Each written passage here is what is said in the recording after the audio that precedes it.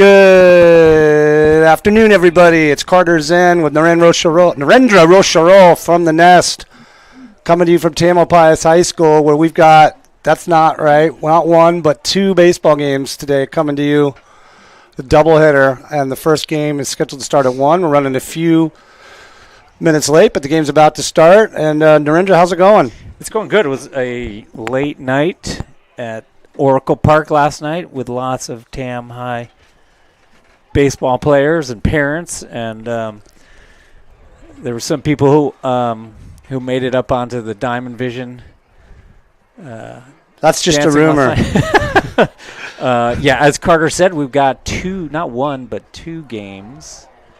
Call this a marathon of broadcasting all afternoon. It's 1 o'clock. I can't imagine this ends before 5 or 6. I think there'll probably be two different streams if we even make it that far. And the Tam freshmen are playing Petaluma, who they scrimmaged way back in, I want to say, February, with part of the squad. And since then, Tam has had a full season of ups and downs. Petaluma has strung together a lot of wins, including 2 against their crosstown rivals, Casa Grande. And we're kind of looking forward to seeing what they're going to put out there today. And also we're looking forward to see how we manage. Pitching is always an issue in a doubleheader, so we'll see how that plays out for Tam. I believe Liam Garlick is starting today. Is that right? I don't know. You and I were lucky enough to both get to go to the Casa Grande game on Wednesday. Beautiful area of Petaluma. But Liam was scheduled to start that game and was a scratch because his arm didn't feel right. So I actually don't know. Actually, I have the lineup card right here. Let's see. What do we got here? Liam Garlick is slated to pitch today. So we'll see how that goes. Hopefully he's all right. Yeah. I'm good. We're good. You're good? I'm good. I already took a picture of yours. Yeah. Oh, okay. Yeah. Thank you. The Baby Hawks have relied on Liam for a lot of quality starts this year, so we're hoping he's got his A game for these big bats. We don't know what's different in the diet just north of us, but it sure seems like all the teams up there are on average 20 to 30 pounds heavier per player than we have over in the home third base dugout. Well, as you know, sometimes when these kids play travel ball and play teams in the Central Valley that seem to be a little thicker than us, the Mill Valley parents have been criticized for feeding our kids too much organic food. So, you're not on there, are you? Well, we're Hudson's grandparents from British Columbia. Oh. And we listen to you guys, and then you two are who? Hey, we've got some visitors here from British Columbia. You guys, what are your names? Susan and Bob. Susan and Bob. Hudson's grandparents. This is Susan and Bob, who are Hudson's grandparents from British Columbia and regular listeners of Hawk TV. Unfortunately, that means there's only going to be 3 people watching today if you're not watching. Thank you for Thanks, stopping guys. by. That's great. We love it when our fans come by. Yeah, it's kind of faded though. You can go in their dugout and get a better picture. If you go in their dugout, they have a really good board. Just take a picture of that. They won't mind. All right, yeah.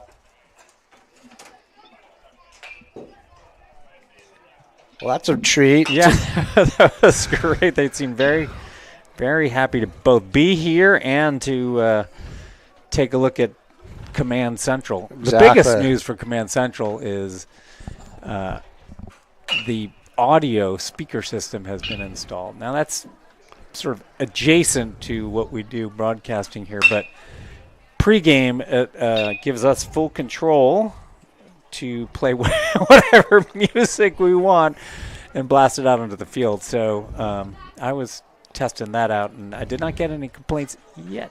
Good. Well, that was a big innovation of yours at juniors. And or I guess really, it was Carson's dad. I think, yeah, Jeff Farmer, shout out. Jeff Farmer started that tradition, which you carried on, but having nice live music for a big portable speaker that was sort of a a homemade job by Jeff that did a great job putting music into the alto field, and now we're carrying that forward to the nest. Yeah, it's nice. I mean, everyone loves baseball. It's not the most dynamic, continuous sport.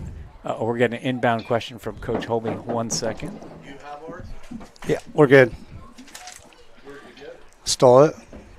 I went and took it. I took the least clear one. So Will is hitting first, Okay. but he's actually not going to be in the in the 9 hole. Right. But Dylan's actually going to go to the field. Okay. So don't. We're getting the last minute adjustments. All right. We got it.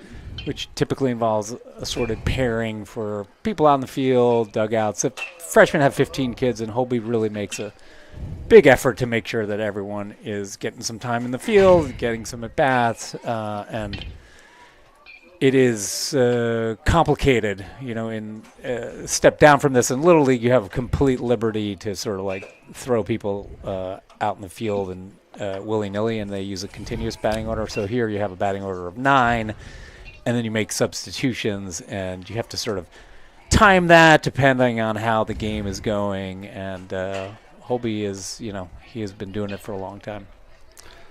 Yeah, and we do have sort of a slightly different lineup today, given that he's going to be playing 2 games today. He's probably going to move things around a little bit more than normal. Yeah, I agree. Doubleheaders, its own separate universe.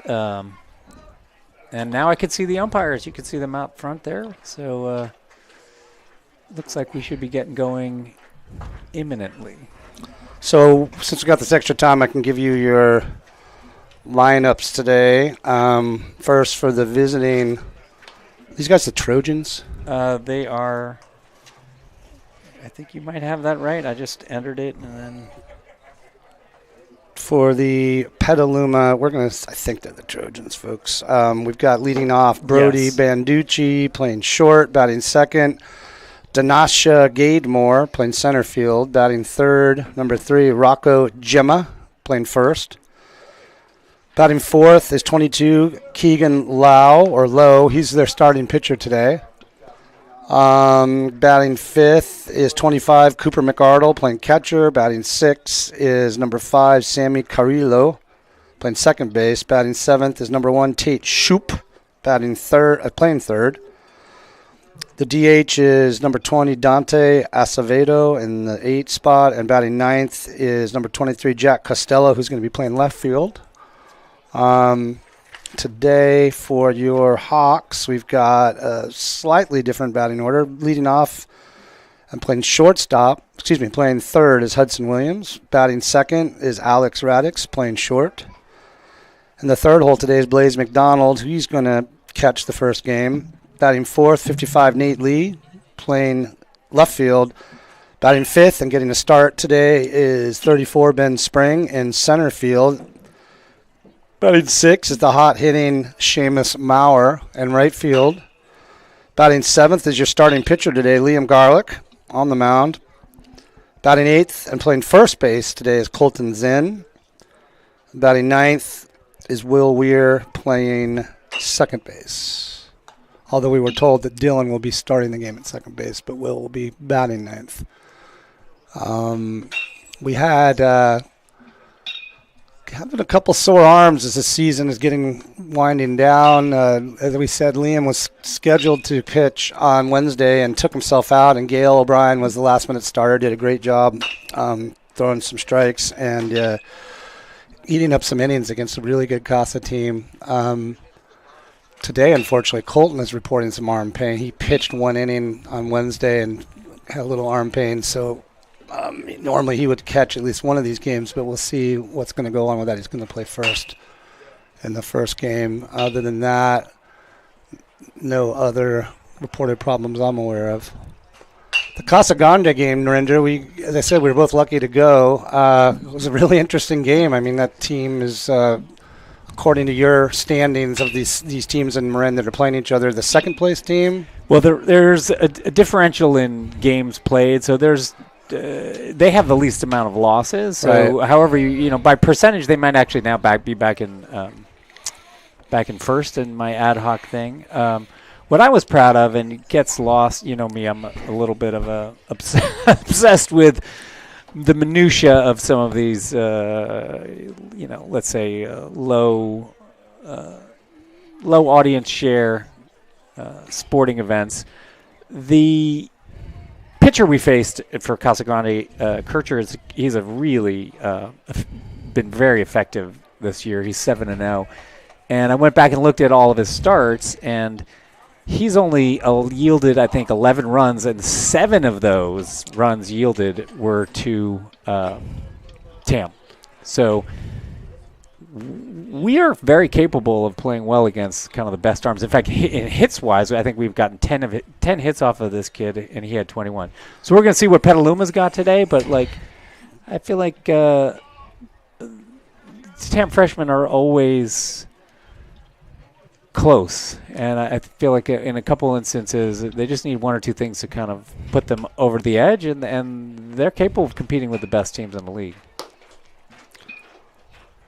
Yeah, and I'm a big proponent of letting these kids hit and not bunting too much. And Holby didn't call a single bunt that I can recall. And I'm not saying there was a direct cause and effect, but the fact is that it's probably one of our best hitting days. Just going back and looking at the stats from Wednesday's game. Well, we put a lot of balls in play now. That pitcher is also good at getting kids to swing at pitches that are maybe not the best to drive, so he gets a lot of flyouts. Yeah, but with that said, we had 8 hits. Yeah, I'm saying that's what I said. We've hit him pretty hard, and we hit their second pitcher too. So. Yeah, and some nice developments. Hudson's been swinging consistently and well all season, but Alex has been slumping a bit. Really seems to be coming out of it. He launched 2, one off the fence for a ground rule double, another that was caught at the fence. Mm-hmm. So Colton hit a hard line drive and hit another one hard into the alley that was caught. Gale got 2 hits. So we're looking a little better. So here we go, folks. Standing in is number 11, and we are ready to play.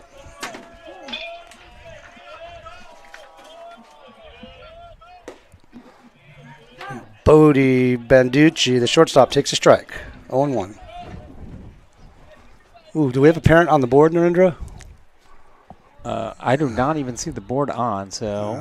There's a high chopper down the third base line. That's fair. It takes a tough side spin hop. And he may be going for 2, and he is. Here's the throw into second. There's no throw. That was a huge chopping ball. And on the second hop, it spun about 3 feet to Hudson's right. Yeah, that's going to be an error on Hudson. That's unfortunate. He did not get in front of it. He had time to do that.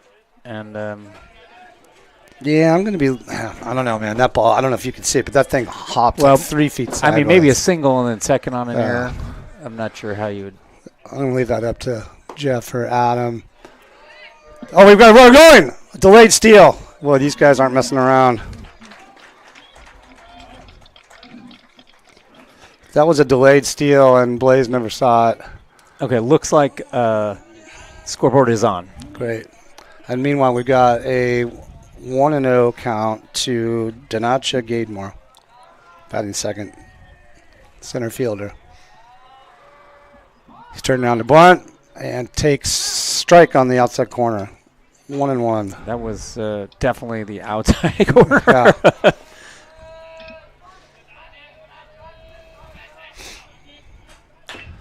And the Hawks are playing in already in the first inning. Petaluma playing some small ball.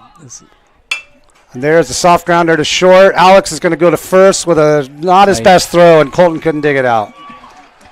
That's too bad.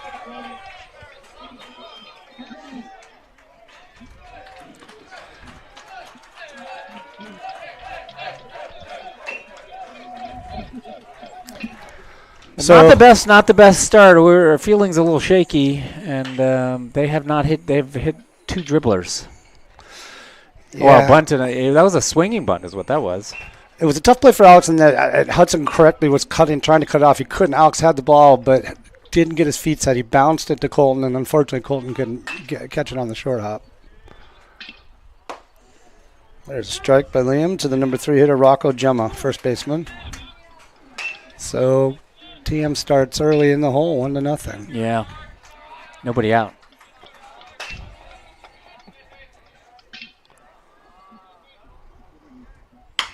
There's another grounder into the hole and through into left field.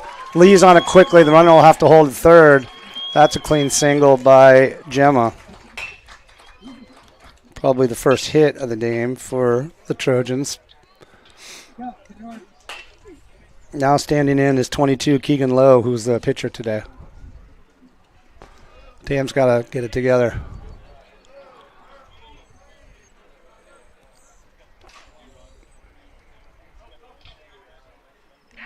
Throw to first, and he bounces. This time Colton picks it nicely. That was nearly I could have another been run, I got to say. Yep. That was an awkward bounce. It was about 4 feet away. Yeah. Runner's going. Throw is being cut off by. No, it's going through, and they got him. Nice throw by Blaze. Wow, nice. McDonald. I don't know, Renender, do you think that's a called play where Alex tells Dylan to let it go? I know it. No, it is a called play that it's going through, and the second baseman is deking. Got it. Well, Nico told me about that because it fooled a bunch of us at Vintage. it absolutely worked. Yep. So now, one away with a runner on third. Good throw by Blaze. That ball almost hits him. Counts 2-0, I believe. To Low. 1 out, runner on third. 1-0 Trojans.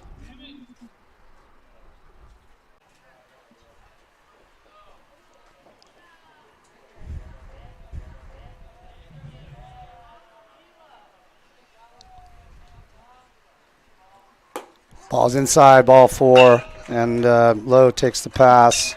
And once again, runners on third with 1 out. Interesting to see if they try to steal again. Always nice if you're going to make a good throw. You can, Narendra, what do you think about it? You can watch from right there, you guys, just not right here. There you go. Always great to throw the first guy out. Well, squaring around the bunt. There's our, that's ours.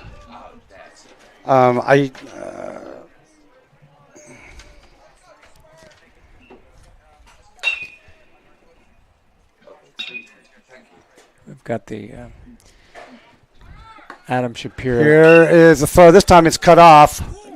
We would like to refer to as our game changer divas. Is Adam here now? He can have this. I think he's good. Okay. As you and I did a stint. Well, you did most of the stint as a game changer diva. Yeah, that was. We know Adam and Jeff O'Brien have shouldered the load for that for most of the season. It's hard work. Now we have up at the plate Cooper McArdle with a 1-1 count. This is the skinny catcher, not a thick kid to play catcher.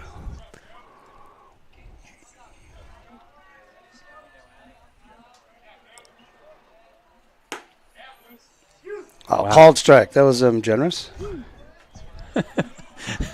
We've had this umpire a few times. I in general, I can't. The umpiring has been pretty consistently solid the entire season. Absolutely. We've seen a play here or there. Certainly the end of. Oh, there's a swing and a miss by McArdle. Liam leaves it on the outside. Nice pitch by Garlick, and that is 2 away. Let's see if we can get out of this relatively unscathed. I was going to say there was two odd calls at the end of the Casa Grande game. Game at that point was a little bit out of hand, but number 5 in the box. 2 outs.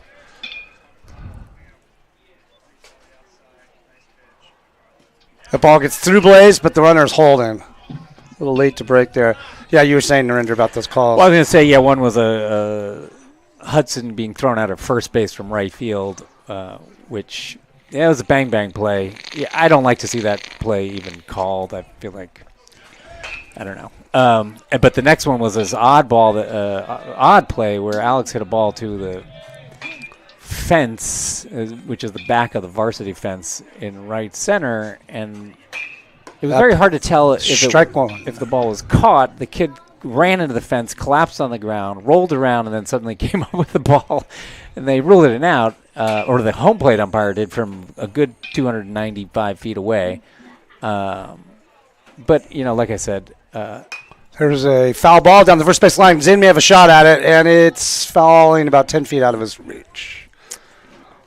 By and large, I think we've seen some very nice umpiring. All right, folks, we've got 2 outs, runner on third, 1 run across the plate for the Trojans. Counts 1 and 2. See if Garlic can take care of Carrillo.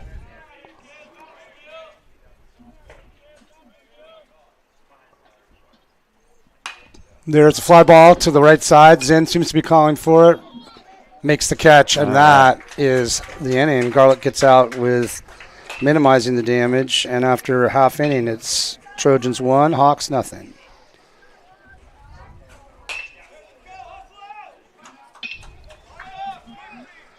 Yeah, that play on the ball that Alex hit was an interesting situation because the kid caught it crashing into the fence, rolled over, or at least we'll say something happened. He was near the fence. No, he did roll over. It's actually on video now. It's pretty far away, but yeah, he kind of rolled over and then was on the ground for a while. The problem with the play was that he never showed the umpire the ball. He just stayed on the ground, and I think he might have been hurt, and we understand. But normally in the majors, the fielders know that they need to show the ball to the umpire to prove that they caught it. That didn't happen for, I don't know, was it 30 or 45 seconds? And finally he kind of stood up and showed the umpire the ball. He called him out. I think Holby's point was, how do we know the ball wasn't underneath him the whole time? Mm-hmm. And with all that rolling around, he just put it in his glove, and I think there's literally no way we could know that. So that was kind of rough. But back to the play on Hudson that you were talking about, the dads on the other team admitted that he was safe. And so that part was tough. Yeah, no, I tried to look at it on the video, and it was definitely close, I think, But like I said, I hopefully this is the last year where we see, what would that be, 9-3? Yeah, 9-3. All right, so on the mound today, we've got young Keegan Lowe. You went to the scrimmage against Petaluma, but we haven't played them in an official game, so we don't know quite as much about this team. Do you remember Lowe? I didn't go. Oh, okay. I didn't go. Right. Yeah, I think I don't think Nico, I don't think Liam. There were a couple kids who were not at that. So, and I don't know. I haven't checked the game changer to see who pitched in that. That's a good point.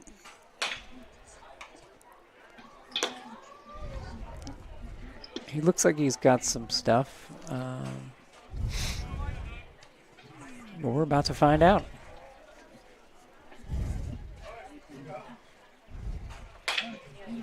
All right, stepping in to lead off is Hudson Williams. What time did you get home last night, Carter? After I dropped off my 2 passengers, we got home at 10:45. Ooh.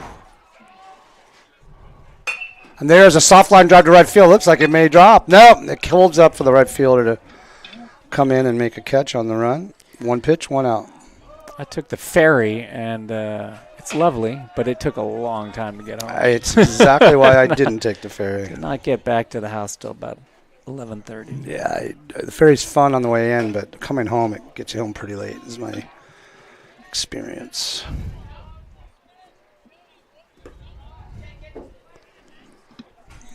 A ball rolls to the backstop. Ball 1 to Alex Radix. Folks, I'm up on the TAM TV, so if anyone's out there watching and wants to give us a message for a shout-out on the live chat, feel free, and we'll call out your name. Boys love to know that their family and friends are watching. If you're watching, there's a chat option. Just send us a message. We'll message you back. 2-0 to Alex. That's a swing and a miss. A little tailing fastball. pretty good. We've got about 6 Canadian geese. If you can squint into your There's video. a chopper down to first on a few hops taken by the first baseman unassisted, and that is 2 away.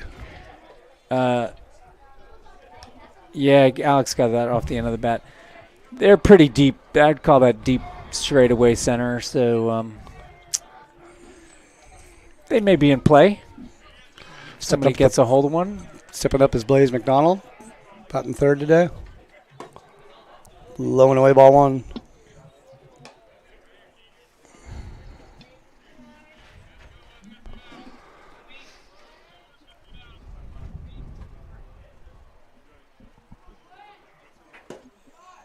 That's low for a ball. Hey, you double raise. Hey, you dudes. Do you know what team they play? What division they are? 3-0 to Blaze. We've got a healthy contingent of Mill Valley Little Leaguers on the Tampa Bay Rays. Count 5 or 6 boys in their light blue powders watching. What do you the think? game. They look like AAA to me. Guessing around AAA. And that's ball 4. 4 straight balls to Blaze. So Tam's got something going with 2 outs. Our first runner, number 24, who is also one of our fastest runners. We are working without a first base coach today, I noticed. I think somebody's getting sent out now. Let's Yeah. see. All right. Number 55, Nate Lee stands in. 2 outs. Runner on first. The ball goes to the backstop, and Blaze will advance to second. There is no throw. That was easy. So Lowe is all of a sudden, after 2 pretty uneventful at-bats, seems to have lost his release point. 5 balls in a row, 3 of which went to the backstop.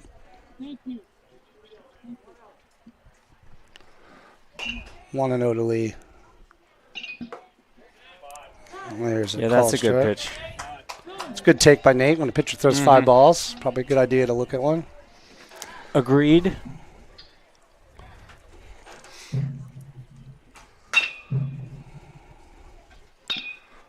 The ball low gets away again. Going to ride that to third base.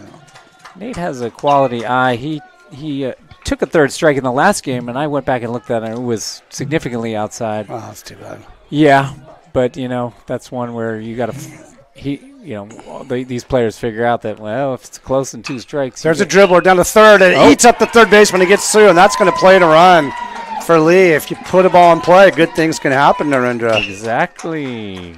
Probably an E5. 2 outs. Probably no RBI, but Yeah. you know what? It's as good as an RBI. Absolutely. And I will note one other thing that, these kids are freshmen and they're learning the game, but Petaluma's catcher is not blocking anything right now. No.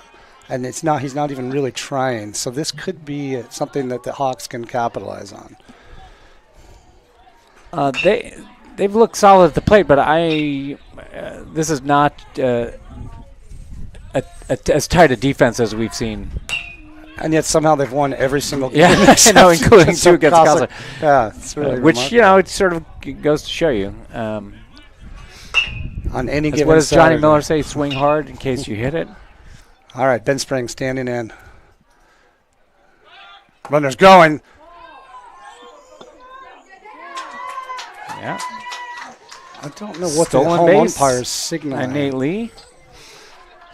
Umpire made a safe signal, and I didn't know if he was trying to call batter's interference. Ben was sort of in the way of the throw, but in the batter's Yeah. box, so he was okay. 1-0 to springtime.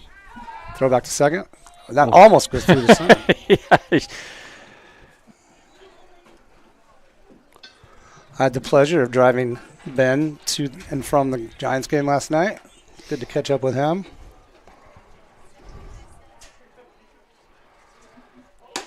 Oh, there's a nasty pitch.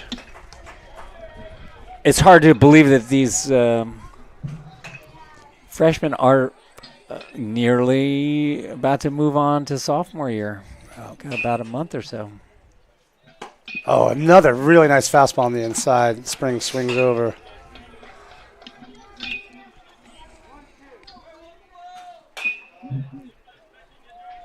All right, let's see if Ben can bear down, put a ball in play. The ball's pitched. This time, McCardle blocks it nicely. That ball gave a big enough hop that it didn't slide under him. It's 2-2 to Spring. Lee remains at second.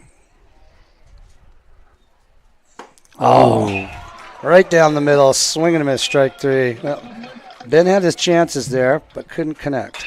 Not before your Hawks tied up, knotted at 1 On at the end of 2. On this inning change, No, at the end of one. At the end of one. Heading to the top of the second. I was about to say it. At this inning change, for our few listeners, wanted to let you know that Ben Spring knew one of the girls who died in the Archie car crash. They're quite good friends. He's known him. His father, when he moved out here, was telling me the story. When he moved out here, he knew the grandmother of one of the girls. And so Ben grew up with her. I think her name was Olivia. And so they grew up as friends. And she was one of the girls who tragically lost her life a couple weeks ago in a car accident in West Marin that most of us are aware of. And we haven't had a chance to express all, of course, our most sincerest condolences for the Archie community and everyone connected to that. And to Ben and his family as well for the losses. All right, with that said, back to baseball. Stepping up, the third baseman, I love this kid's name, Tate Shoop. Tate Shoop. Tate Shoop. We've got Gail O'Brien at second base. That looks like the only Thank you. substitution that I'm seeing right now. Is that Will? No, there's a Will. I think Will's in center now. And here's the 1-0, or the first pitch to Shoop. I guess that was low. That's when he's called a strike. Looked like most of the... Yeah. I think we've got Will Weir in Inside center. And now that I look at it, I think... he's calling those low. That was right down the pike. Can you see, is that Kern Glenn in left? I think Kern's in left. Yeah. And Hugo's in right. Hugo's in right. Yeah. So we're doing some defensive shifts right away here into the second. there's... Well, no one... He's not calling the low and he's not calling the high one. All right. Let's see what he's got for this. There we go. Can't call that one a ball. 3-1 to Shoop. And the infield, Zinn remains at first, Radix at short, Williams at third, Gale in at second.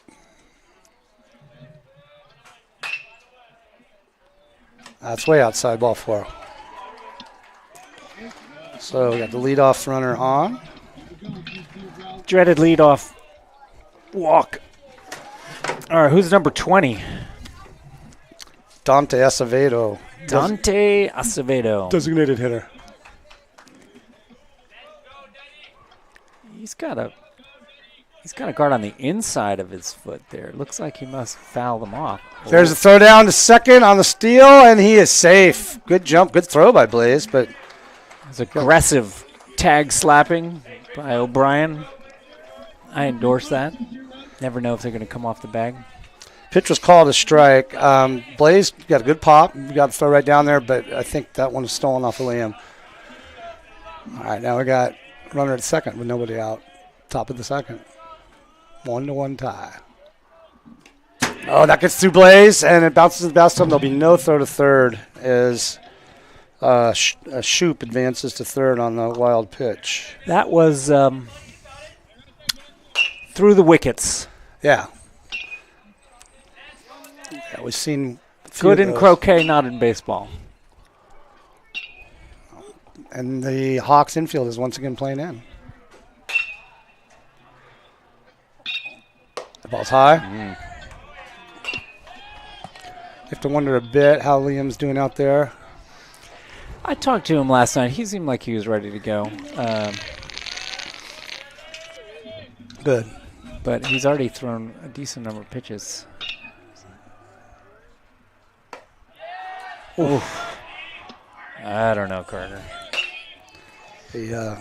Acevedo kind of I hope dramatically. we get that called as a ball when we're He dramatically ducked away from that one, and I think maybe sold that to the umpire. But I mean, technically it's high, but.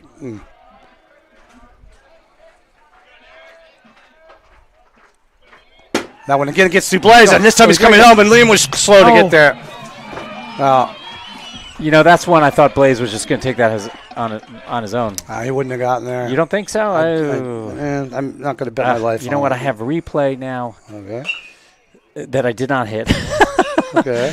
But the next one, I'm promising a replay. All right, now we got number 23, Jack Costello, stepping up in the 9-hole. Thanks to my wife, Karen, for bringing us some nice drinks. 2-1 Petaluma, still no one out.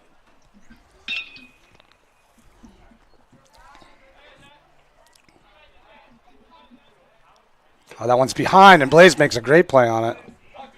Wow. That ball was right at the front foot of Costello. Blaze is working hard.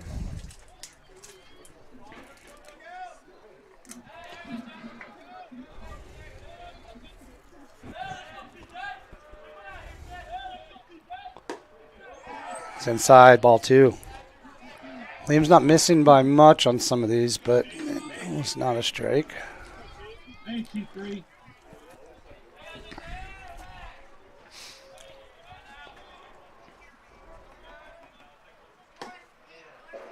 That's There we go.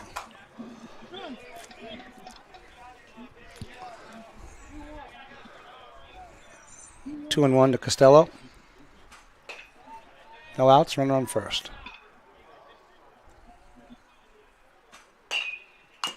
Fouled off of his foot. That did not feel good. You hate to see, this inning, a run with no hits. Nothing happened there, right? Walk, stolen base. 2 walks, pass and ball, wild pitches. Wild pitch. Costello is feeling that one. It hit on the inside of his left ankle. He's down there with his coach talking about it.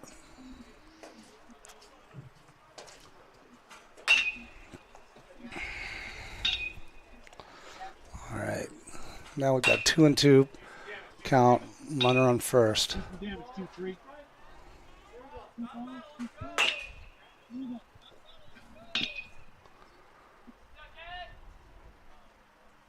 That one's high and away.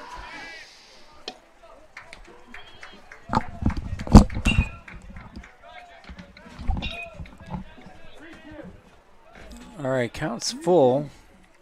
Again, we got nobody out. Runner on first. Dancing around a little bit. Oh. Unfortunately, that ball was booted by Gale. It was a nice hop, sat up, caught him on the hands. I think he was already thinking about how that was going to be a double play. He is shaking that off in the outfield. Oh, no, sorry. That's Will walking back. That's a missed opportunity. Okay, first and second now. It's still nobody out. And now the top of the order, and Brody Manducci, number 11. And that's a shot to left field that's going to drop for a hit. Got the Curran and makes a nice play. Gets it in to Hudson, runs back, and the runner holds at third. But we now have got bases loaded with the number 2 hitter coming up. Kurt made a nice throw. He made a nice play cutting it off. His throw is reminiscent of his pitching motion, which I'm not sure you want to be the cutoff on that because he has a lot of movement on that three-quarter sling. All right, we got a big at-batter now. There is a foul ball down the left field line with some throw, and it's out of play into the tennis courts. Liam's got to hold his composure. He's not had good defense behind him in this game so far. I think that's clear. And he's just got to stay in battle until the Hawks can make a play for him.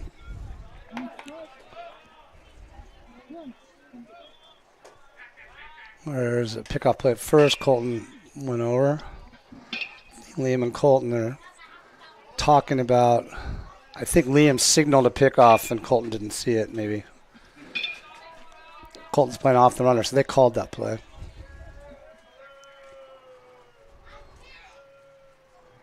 Swing and a miss on an inside fastball. That Good was pitch. tough. Tough pitch. He was swinging as that ball was tailing right into his belly button. Yeah, it was a good pitch by Garlick. So now he's got Gadmore in the hole, 0-2. Gadmore's choking up about 2 inches. And meanwhile, Blaze calls time. I think there was some communication with the fielders there. All right, this is a big batter, big pitch here.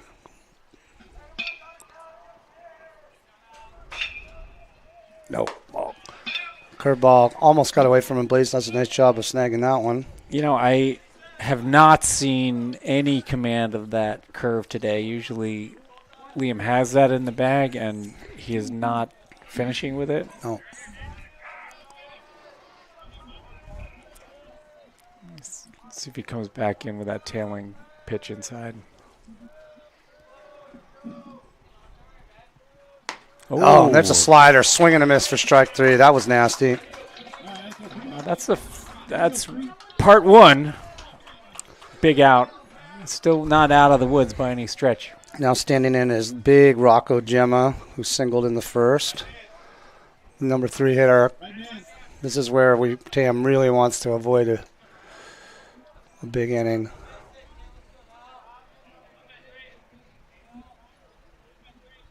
He hit him.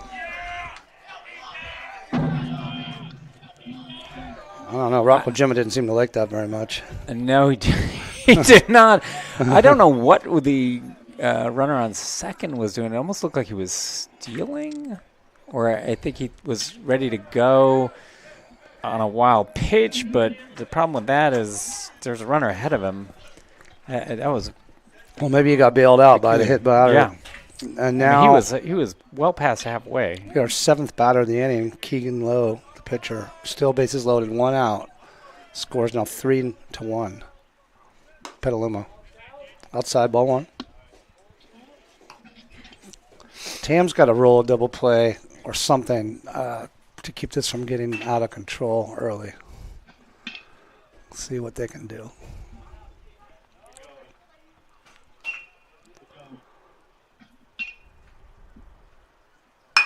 There's a grounder, and this could be it. 2-1. Oh, but O'Brien bobbles. Throw the first, he's safe. Colton stops it nicely. That was tailor-made, but Gale had a little trouble on the exchange and threw in the dirt. Colton picked it out, but the runner was safe at first.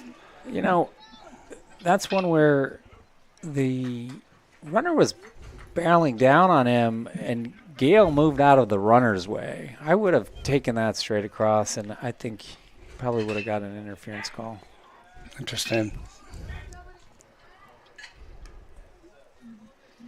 He literally kind of jumped out of his way and then tried to make the throw. Well, that could certainly explain it. All right, now we've got Cooper McCardle in, the catcher. Runners in first and third. And he's got him picked off. So Colton's got to. Runner's coming home. Runner's going to score. And they've tagged the runner first out, but the runner scores.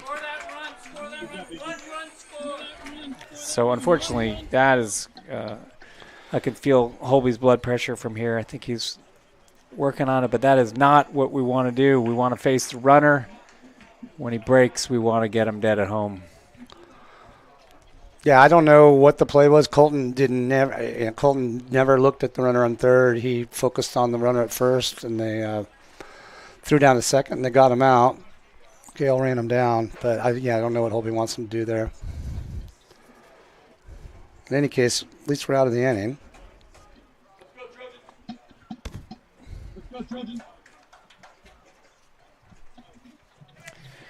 5-1 heading to the bottom of the second. I can describe today's pace of play as glacial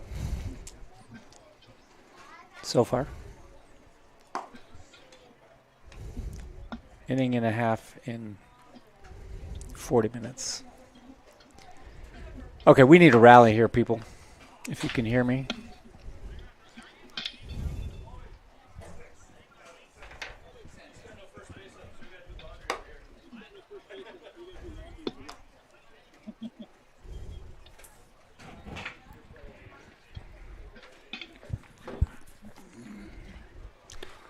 All right, so we're heading to the bottom of the second. Petaluma putting up 4. And coming to the plate, according to the lineup, are Seamus Maurer, Liam Garlick, Colton Zen.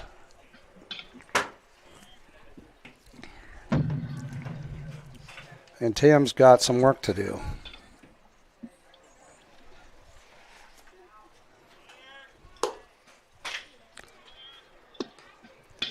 So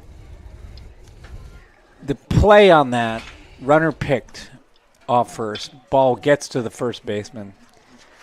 First baseman has to look at the runner at third and then throw to the shortstop, who now can then command it from there. And if he breaks on the throw, the shortstop can now cut it off and throw it home. But when you just immediately get into the pickle, now that runner has got license to break, and no one is any the wiser. Seamus Maurer standing in, accepts that pitch outside, so it was 2-0, early count on Seamus. Seamus continues his hot hitting ways with a big, I think it was a single or a double on Wednesday. And there is a ground ball to second base, cleanly fielded, over to first. That's 1 away. He's been hitting the ball hard. Yeah. All right, 1 away. We got Liam up. In need of some base runners for sure, down 4.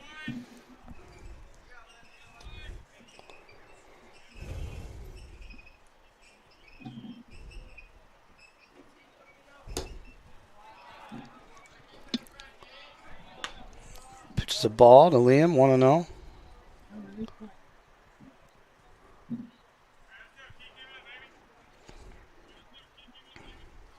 Inside, ball 2.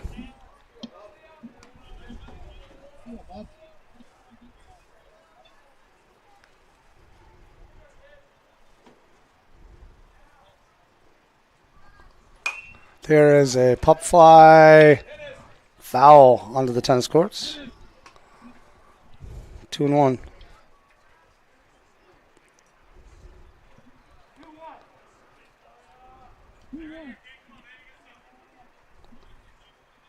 Fouled right back toward us. Good cut at that. Low came in, and Liam was right on it. Let's see if he can square it up. 2-2, 1 out. Scores 5-1, Petaluma. Oh, I was worried I might call that a strike. That was bending. It wasn't tailing. It was bending around. It was a good pitch. 2 down. From my angle, it looked a bit outside, but I'm not right behind home plate. What is Yeah, I'm looking at it. It was a slider-ish, and so it really kind of came back at the plate. All right, with 2 outs, here's Colton. Takes low, ball 1. Colton got a good session in finally after kind of a frustrating season with Rafa Betances up at Launchpad, who's a wonderful coach, and really helped him out. It's a hack, 1-1. Yeah. So we're on deck, scooting around, showing baseballs to the umpire. Hey, let's go, Trojan.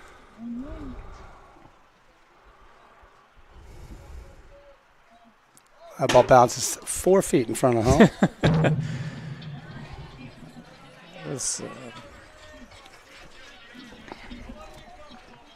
No. All right, so 2-1 is in. There's 2 outs, nobody on. See if you can extend the inning. That was 3 feet outside. Yeah. Interesting situation here for Colton. It's a 3-1 pitch. You normally have the green light, but the last 2 pitches were not anywhere near home plate. No, they've spanned the width of the entire batter's box. And that was not close. So some non-competitive pitches from Lowe puts Zinn on with 2 outs. See if Holby gives him a chance to steal a base. Well, we scored a run last inning with 2 outs. So Will Weir stepping in on the 9th hole. Colton leads off at first. See what Holby wants to do. He's not running. Ball's dropped by the catcher. Oh, he's got to get back now. Colton saw the catcher drop the ball and thought about running, but it didn't roll very far.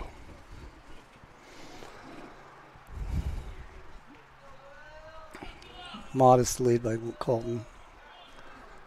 Lowe looks over. Now he throws.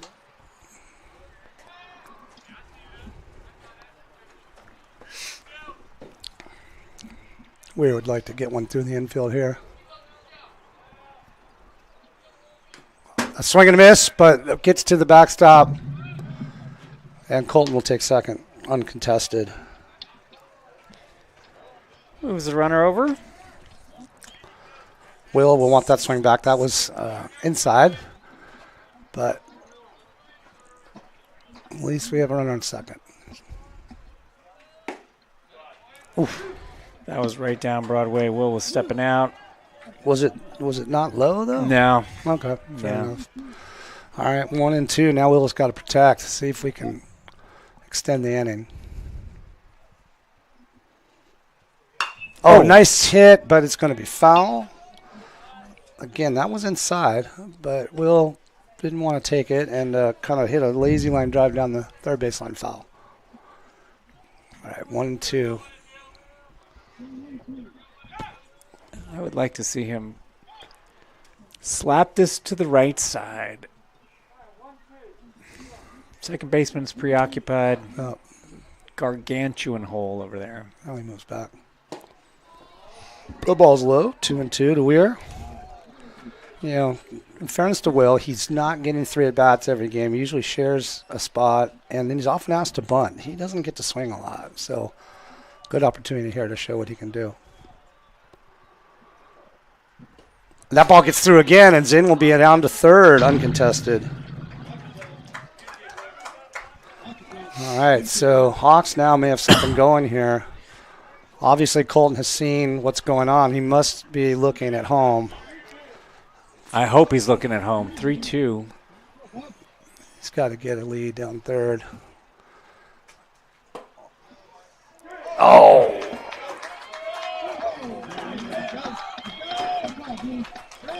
Well, Yeah. Miranda, you have a better view of it. Not a strike. Shoulder high, inside. Yeah, it looked inside. That's too bad. Will had a surprised look on his face. I'm proud of him that he didn't Loses his mind. didn't complain to the umpire, other than those bright blue eyes with an inquisitive look. But as it is, that is strike 3, and the Trojans get out of the inning with no damage. So after 2 complete, it remains 5-1. Our pitch count check here for you folks. Liam already has 46 pitches in 2 innings, Narendra. Yeah. I don't know who the second person is today. I see Nate in left. I see Ben in center. Ben Spring. I see Seamus Maurer, one of our favorites out in right field. I see Nico at first. I see Dylan back at second base. Alex and Hudson rounding it out. Liam taking the mound for the third inning. And it's been... He's had to work hard just to get to this point. So it'd be nice if we could get through this inning with a little more speed and precision. All right, stepping in is McCardle, catcher.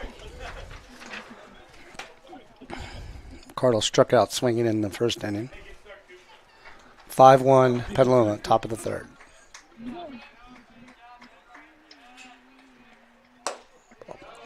Didn't want to swing at that, but he did. Great pitch by Liam. McCardle tried to hold up, but could not.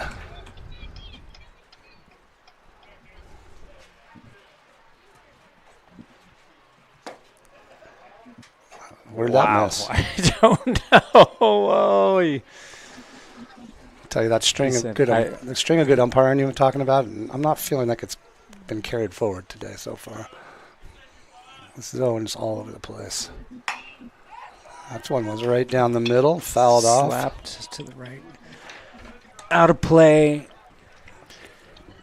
1-2. I don't think this batter is to Liam's match. I think Liam should dispense with him on his own right now. There's the slider, and McCardle does not offer. 2-2.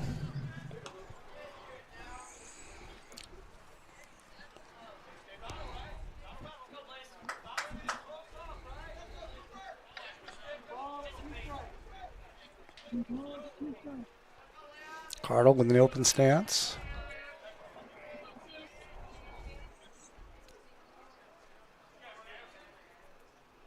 That's nasty. Beautiful curveball by Liam. He knew it.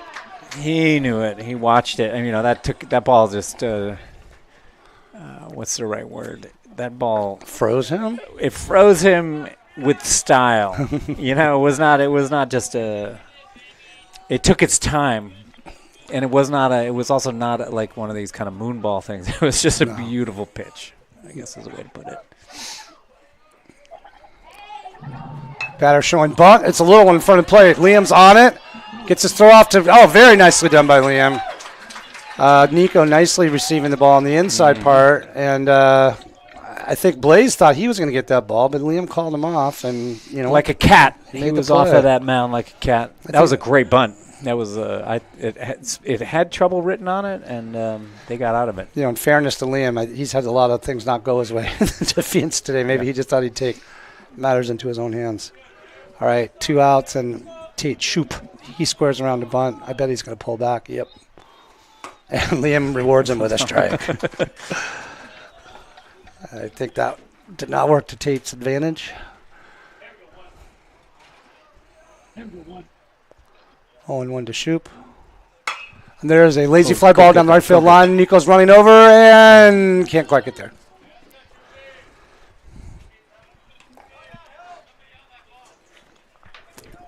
That's the way the gazelle runs when he's been chased by a lion.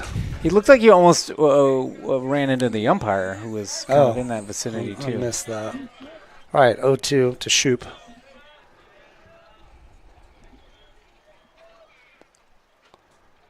That was the curve that didn't break. Yeah, have you seen that? It's not. Yeah. I mean, he had that one that he got that beautiful pitch there, but it's mostly been hanging out in no man's land. Ooh, Swing and a foul down the third base line. I like that. That was coming right in on the hands. You all who don't know if you can see this on TAM TV, but Liam is one of the few freshman pitchers who has two completely different breaking balls. He has a sharp slider and a curve, and that makes it's a lot to handle for hitters. And that's a fastball that's drilled to center, and Ben decides to play it on a hop. I think he gave it a thought, but decided to play it on a hop. And Shoop got a hold of that one for a 2-out single. I don't know. Do you think Ben could have made that play? No, Tough to say. he's playing too deep, and that was, if anything, maybe he needs to be in a little bit. But all right, now we got 2 outs with Dante Acevedo, number 20, coming up.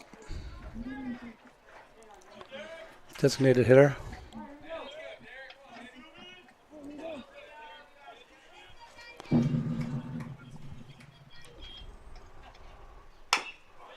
There's a lazy grounder. Liam slides on his knees, picks it up, backhands it to Nico, who makes the play. Tags Acevedo for good measure, and Liam, with some acrobatics, gets out of the inning. yeah, not quite 1, 2, 3. We'll call that 1, 2, 1, 2, 3, 4. 1, 2. Take a beat 4. Well, all right, so after 2.5, it's still 5-1 Petaluma. Mm-hmm.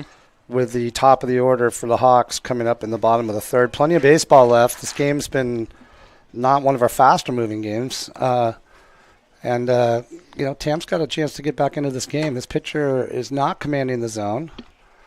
But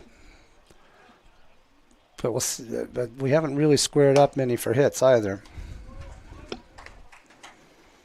In fact, as of now, the Hawks are hitless.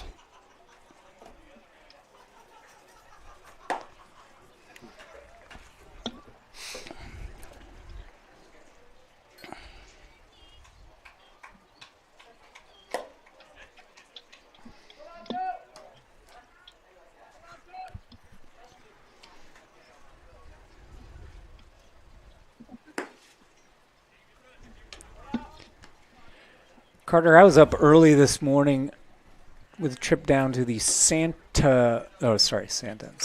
Mateo Event Center, where I walked into that alternate universe of youth girls volleyball. Probably like 40 courts going, whistles, balls, screaming, very high level volleyball play to see my daughter. And then I had to, that's still going, that's ongoing, but I had to hustle back here for.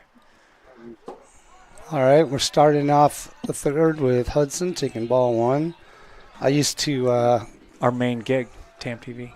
one of my best friends ran the club team in Berkeley called Golden Bear for years, and I used to work at his tournaments. I've seen a lot of those massive girls volleyball tournaments. It's quite a scene. It's impressive. I saw parts of 2 games. And that hit him. All right, we already got somebody on base.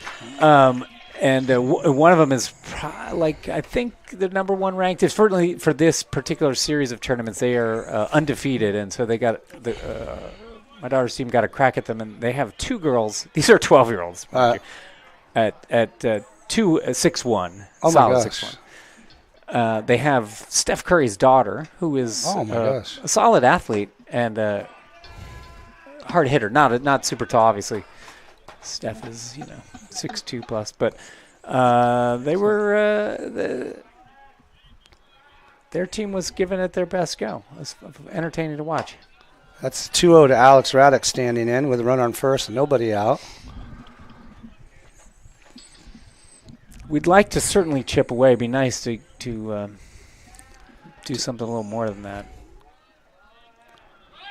Runner's going, swinging a miss on the outside, and that ball, was going to be a close play, but the shortstop couldn't handle the throw.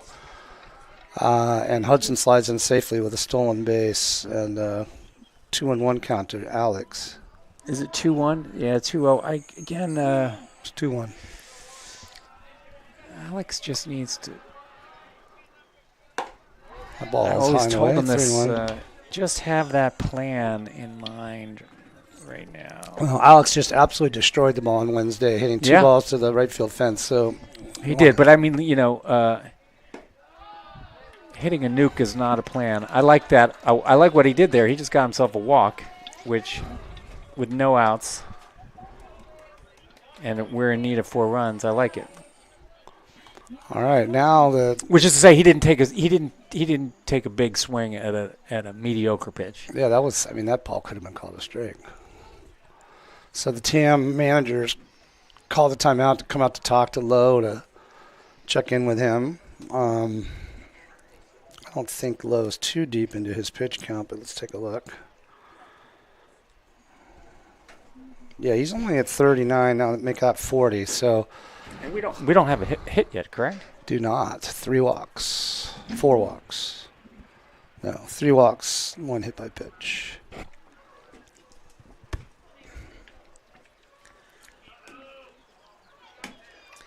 Petaluma manager seems like an earnest gentleman.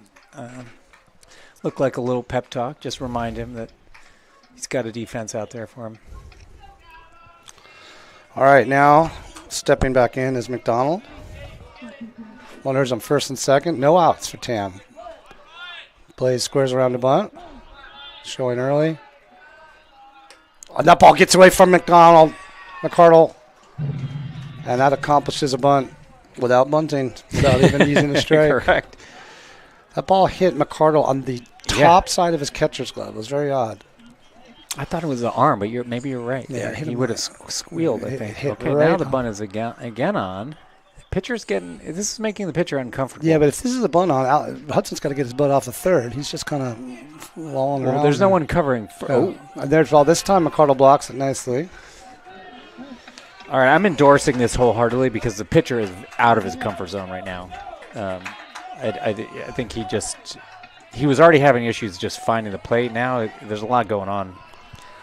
All right, so we got 2-0, runners on second and third. And that ball gets by, and Hudson is coming home on seal the play at the plate, and he is safe. And over to third goes Alex on another wild pitch by Lowe. And a 3-0 count. Yep. So I think we're going to be seeing a whole lot of this until until this vein is worn out. It's going to be mined. and now he pours one right down the middle. Okay, so now it's a 3-1 count. Nobody out. 1 run in, 5-2. And Blaze squares around and fields charging. And there's a bunt right down to third. Third baseman charges, gets first, and here comes Alex home. So it drives in the run. Nicely done by McDonald. Great. Nicely done. 5-3 now. Look at that. So Petaluma decided to give up a run to get an out there. That was interesting. The first baseman could have held the ball and let Blaze get to first safely, but they decided to get the out. And still no hits for Tam. 3 runs, no hits. Oh. Fly ball to center and caught by the center fielder. Hit on the button, just right in the center fielder's range. So we got 2 down now. Then springtime. Ben Spring coming up. Bases empty. 2 outs. See if he can get something going. Calls that one a strike on the outside corner. Pitcher seems a bit irritated with I think this. Maybe that's good for him. He's channeling it.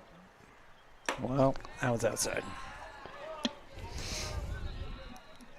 I see a battery out and right, which would seem to indicate that they have a pitcher ready. Ooh. Oh, almost hits him. 2-1. Springtime. Base is empty. 5-3. Trojans. The ball bounces in the dirt. 3-1. Seamus Maurer lurks on deck. I think if he walks, we may see a pitching change. There's nobody up in the bullpen. No, I was saying they had finished this Oh, session. got it. So somebody is ready. Got it. It's a swing and a miss. Ben is not connecting. Nah, he's swinging right through. Every single one of them's an inside fastball. Yeah, he's not trying to drive it up the middle. Oh, takes ball 4. That was very similar to the pitch you just swung at. I mean, good for Ben because he has been swinging through those. Ooh, there's nobody at second right now. But All right, well, now we got a run first with 2 outs and the hot-hitting Maurer at the plate. Calls out a strike on the outside. generous call.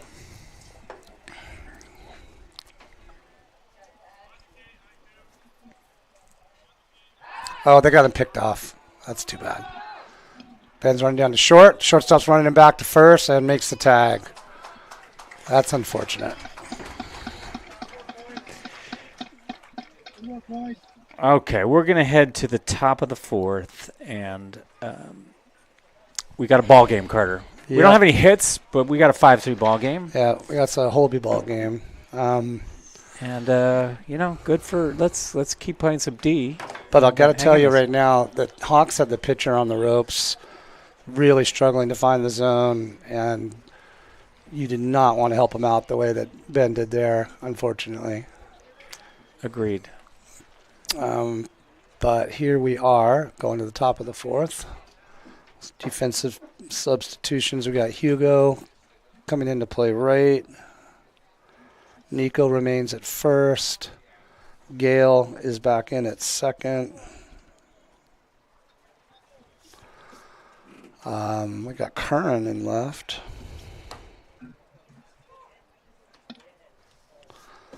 Hudson at third, Alex at short, Blaze behind the plate, and Liam still on the mound.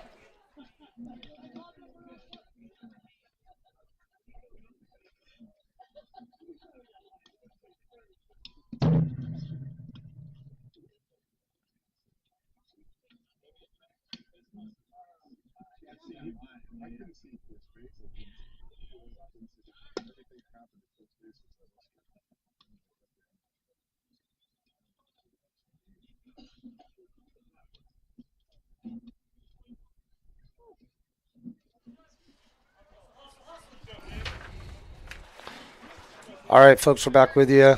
We got number 23, Jack Costello, the 9-hitter, leading off in the top of the fourth, where your score is now 5-3. Trojans leading.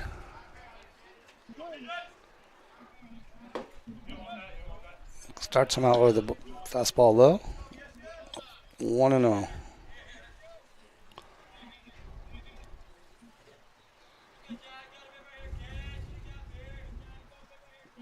And there is a fly ball to center. Will breaks in and now settles in under it and makes the catch.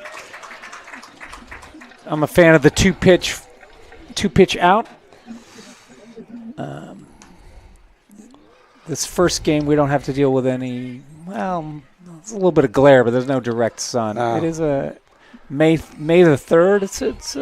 It's a nice day for baseball here at TAM today. Will broke in on that and then broke back and ended up pretty much where he started to make the catch. There's a slider to Barducci for a ball.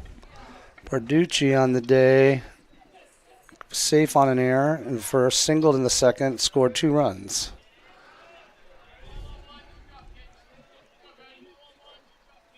There's a good pitch by Liam. Right down Broadway.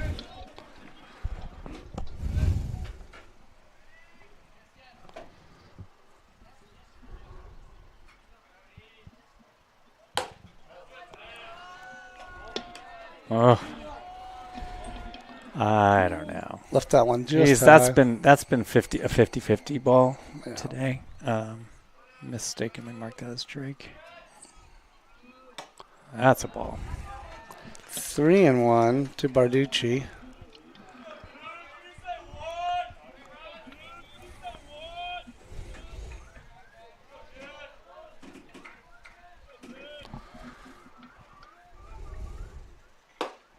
That stays. Yeah. Oh, call strike. Wow. Tailed in. That was a nice pitch. I could see that Well, right from here. Started out coming at him. That's why he started to bail, and then it curved right. It just had that tail right over the inside corner.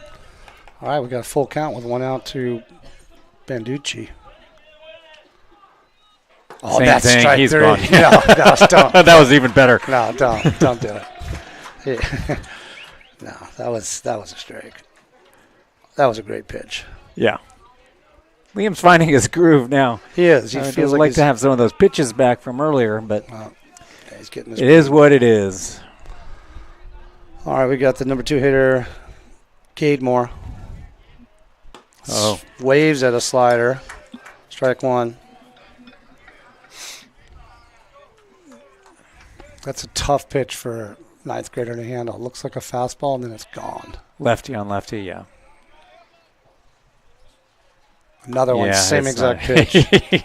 See, I love this. Liam, for many years, Liam was up there, ready and willing, able to throw his entire body into it and strike anyone out. He's going to do it again. Yeah. Now he's getting smart, and I love watching that. Well, Blaze called for the slider there, but that one was too far Yep. away to fool Gademore. I mean, he has him set up for a hard fastball inside, which I can see Blaze sliding over. This could be really pretty. There it is. There it is. Swing and a foul tip. Oh, just fouled off. Yeah, you were right. They came in with a tailing fastball. They can actually go back to the slider now if they want. Yeah. Blaze is setting up outside. There's a curve, foul, hit straight up into the air.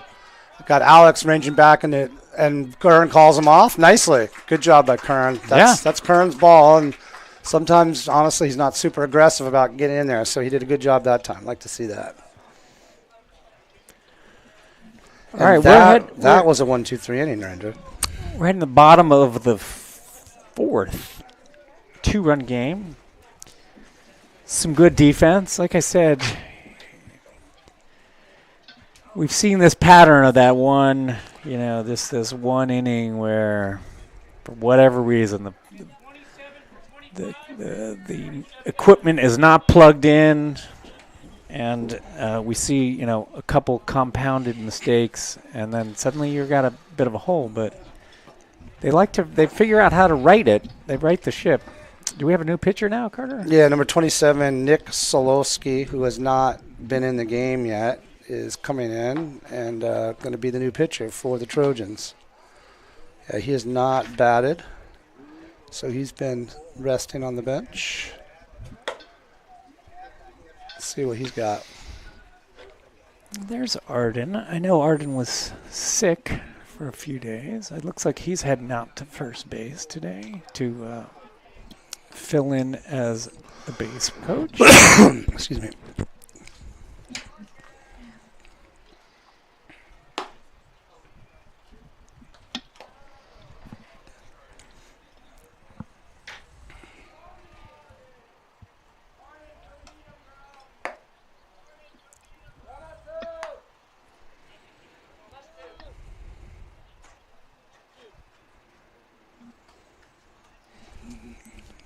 Yeah, I was actually looking to see if the game changer covered the first Petaluma game, but it did, or the scrimmage, but it did not. So I can't tell you anything about okay. these pitchers. Well, we have a new catcher now too, huh? Yes, we do. It's is that the pitcher? Yeah, the pitcher has moved to catcher. Pitcher has moved to catcher. Okay. That's a hell of a Well, that's thing. important to note, I think, because Yeah, we got Keegan Lowe, who went out there and threw 60 or so pitches, and now back behind the plate. And Seamus steps up. First pitch is outside.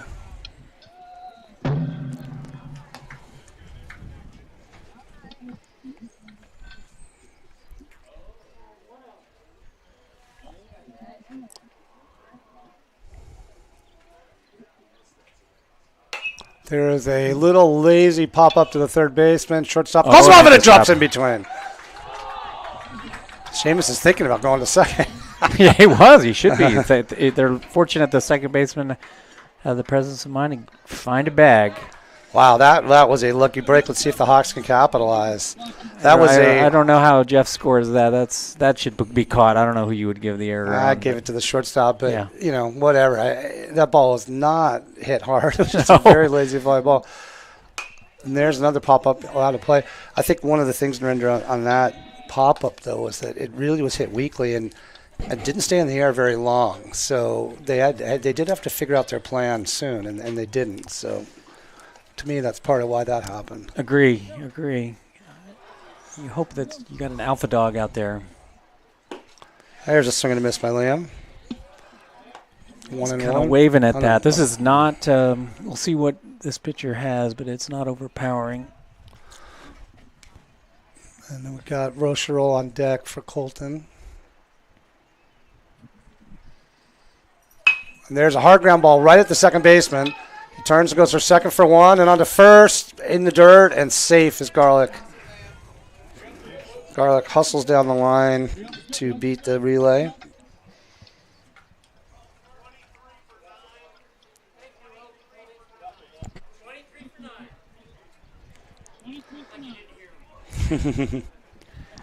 So now we've got Nico Rocherol coming in for Colton Zinn.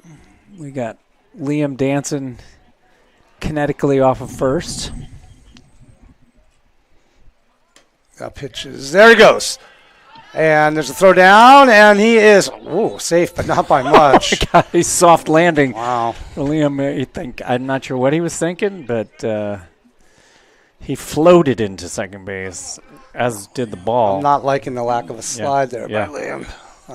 That first pitch was a ball to Rocherol. And there is a fly ball to left field.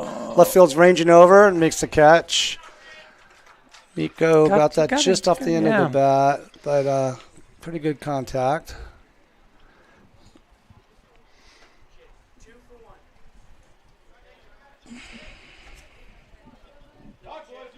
And now we got coming in for Will, Dylan Murphy.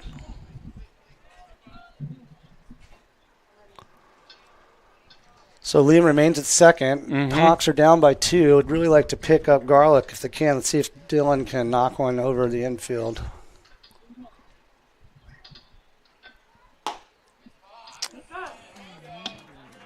Calls out on the outside corner. I'm going to stop grumbling. I'm going to adjust my strike sound Oh. to match the umpire. Looked a little outside from my advantage.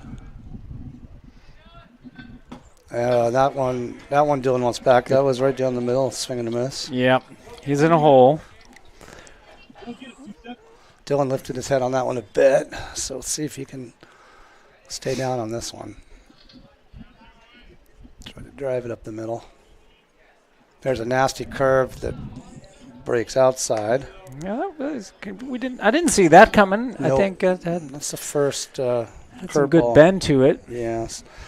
Solosky, I don't think we've seen that until now. And there goes Liam to third. The ball's in the dirt. There'll be no throw. Liam started to slide late, opted to slide past the bag and grab it with his hands to hold on. At least he slid. Yeah. He was moving so fast, I think. Now Liam needs to get his butt down third base line.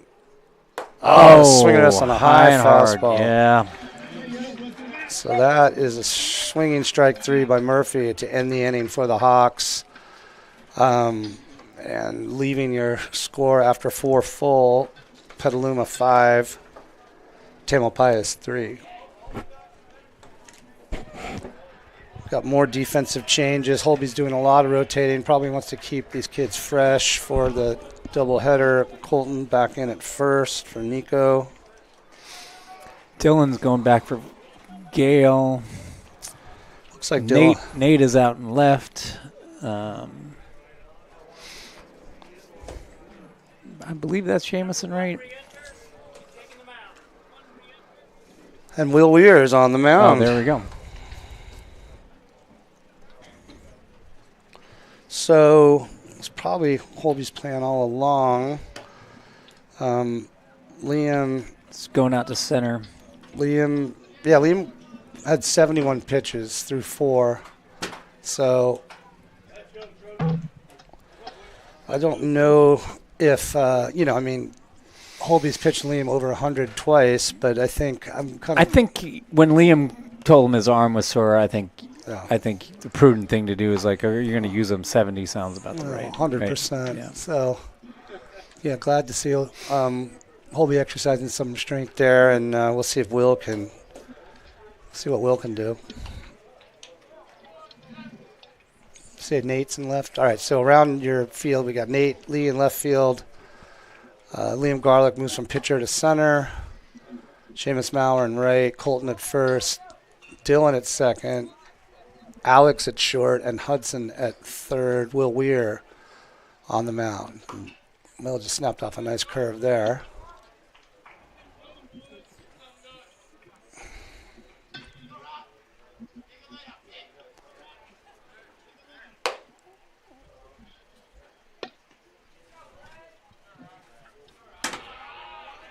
All right, and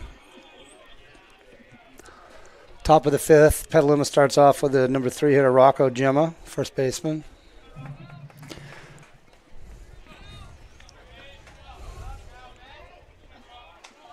We'll see what Weir's got in store for Gemma.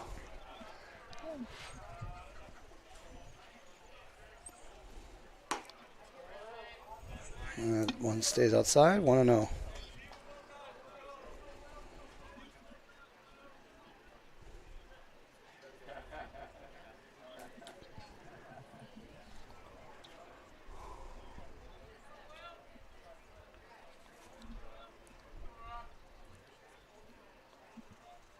And there is a slow chopper down to short. Radisk will charge, get his feet set, and throw. Colton stretches and makes the catch. All Oof. right. Well, Colton I think he might have double jointed his shoulder there to get an extra inch. Colton has grown an inch. He was stuck on 5'7". I think he needed that extra inch to make that play, Narendra. That was a 5'8" play. Alex had to hurry, and it was a little high. Yeah. And fortunately, he was able to keep his foot on the bag. One Yeah. away. Nice play all around. And that brings up the pitcher, or the starting pitcher, Keegan Lowe, now the catcher. And that's a pitch that has been called a strike, but is high and away, ball one. Realizing it's 2:30. There's a nice fastball in the outside corner. I have not had lunch yet today, Gardner. Well, fortunately for you, we got a snack shack no more than 25 feet away. And there is a swinging foul ball, 1-2 to Keegan Lowe. I'm contemplating putting a sandwich order at one of Mill Valley's finest, Mill Valley Market.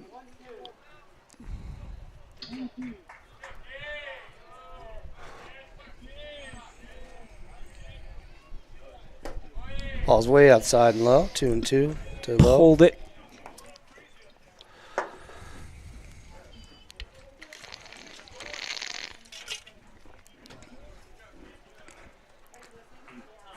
Two pitch is a curveball.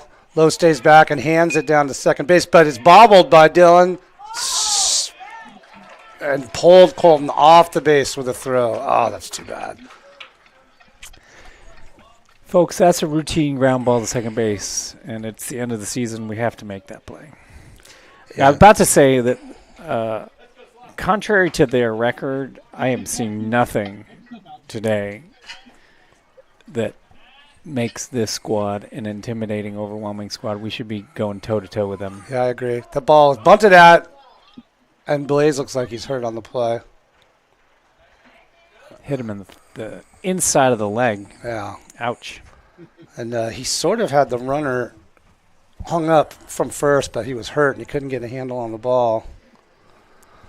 That was called a strike. Umpire's doing a kind thing and giving him some time. Yeah, Blaze is running the inside of his right thigh, which is not protected by the pads. Holby has not come out. So I guess he's assuming Blaze is going to be all right. Hudson gives him a pat on the back, and Blaze is back behind the plate. We'll see if the bunt is still on.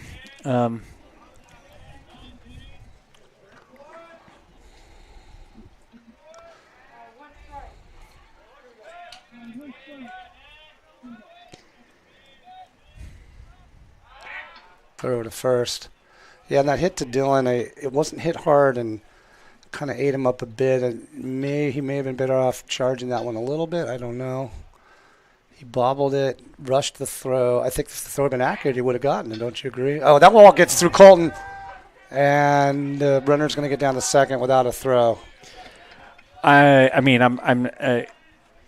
Look, baseball's hard. That was just a routine ground ball. I think he was thinking he wanted to hustle it up a little bit, but we've seen Dylan make that play many times. Yeah, it's usually not a problem.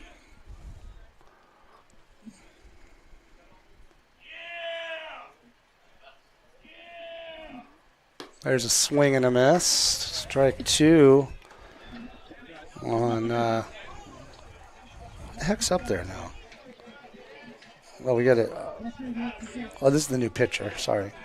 So this is Solowski.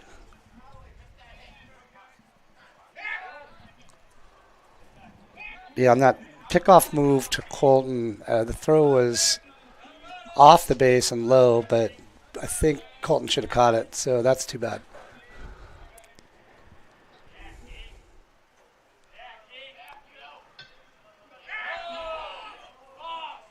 I think that was a balk, but the umpire didn't call it. Will definitely made a move home and went to second. Oh, is that right?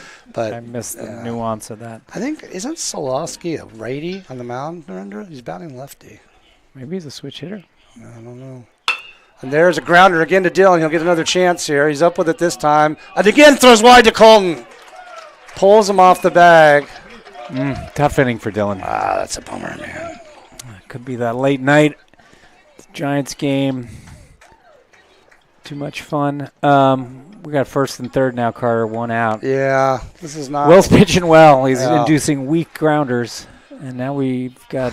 Poor Dylan had to range to his left on that one, but all he needed to do was get his feet set, make a nice throw. He threw wide to Colton. Colton did well to catch the ball.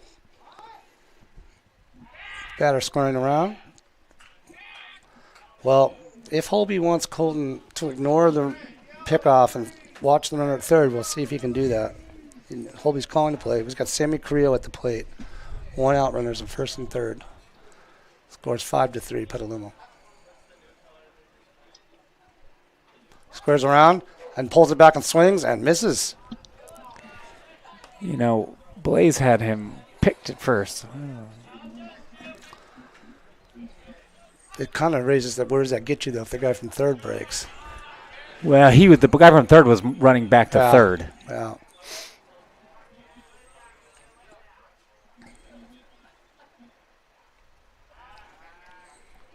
Will fakes to third. Nothing doing. We have seen that Will is he will take all the time in the world to pick people off, and that ball is in the dirt, swinging a miss and blocked nicely. I thought it felt like a changeup. Maybe so, but Blaze did a great job of blocking that one. Blaze let a couple go through his legs earlier, and that one he blocked nicely. Good job by Blaze. Now it's 0-2. Big pitch here, Narendra. He wastes one outside. Mm-hmm. That was a straight fastball by Weir.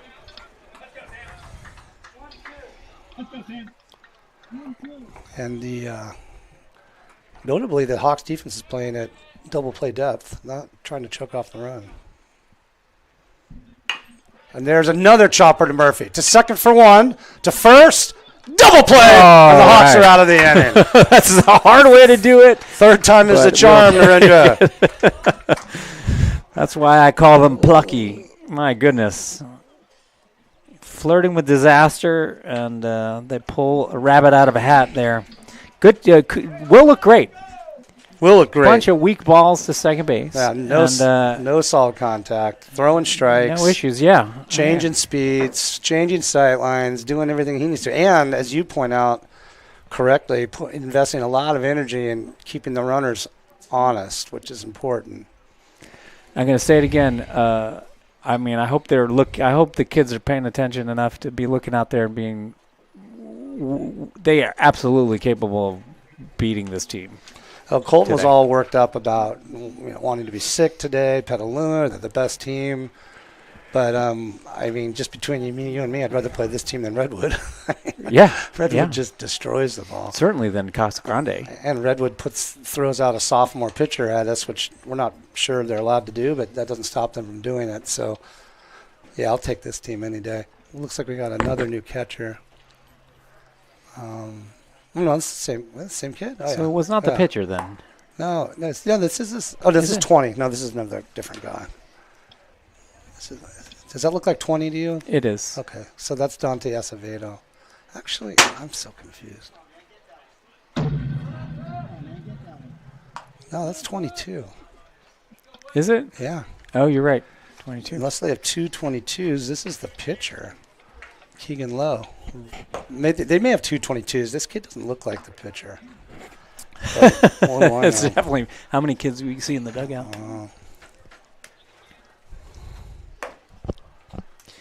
I thought the pitcher had a little bit longer hair, but I know, and this kid has a more of a darker skin tone. I don't know. I don't know what's going on, but anyway, he's on Petaluma, and his number is 22. That's all I can tell you. But back to the game, bottom of the fifth. 5-3, Petaluma, top of the order, and Hudson Williams stepping to the plate. Time to do some damage. See what Huddy can do. That ball's high, ball one.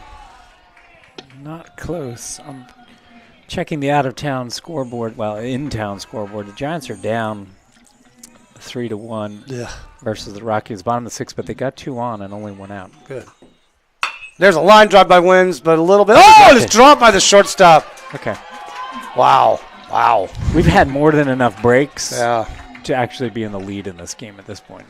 That was routine. That was a soft line drive that was dying, but really just a muff by the shortstop. He knows it. He's not happy.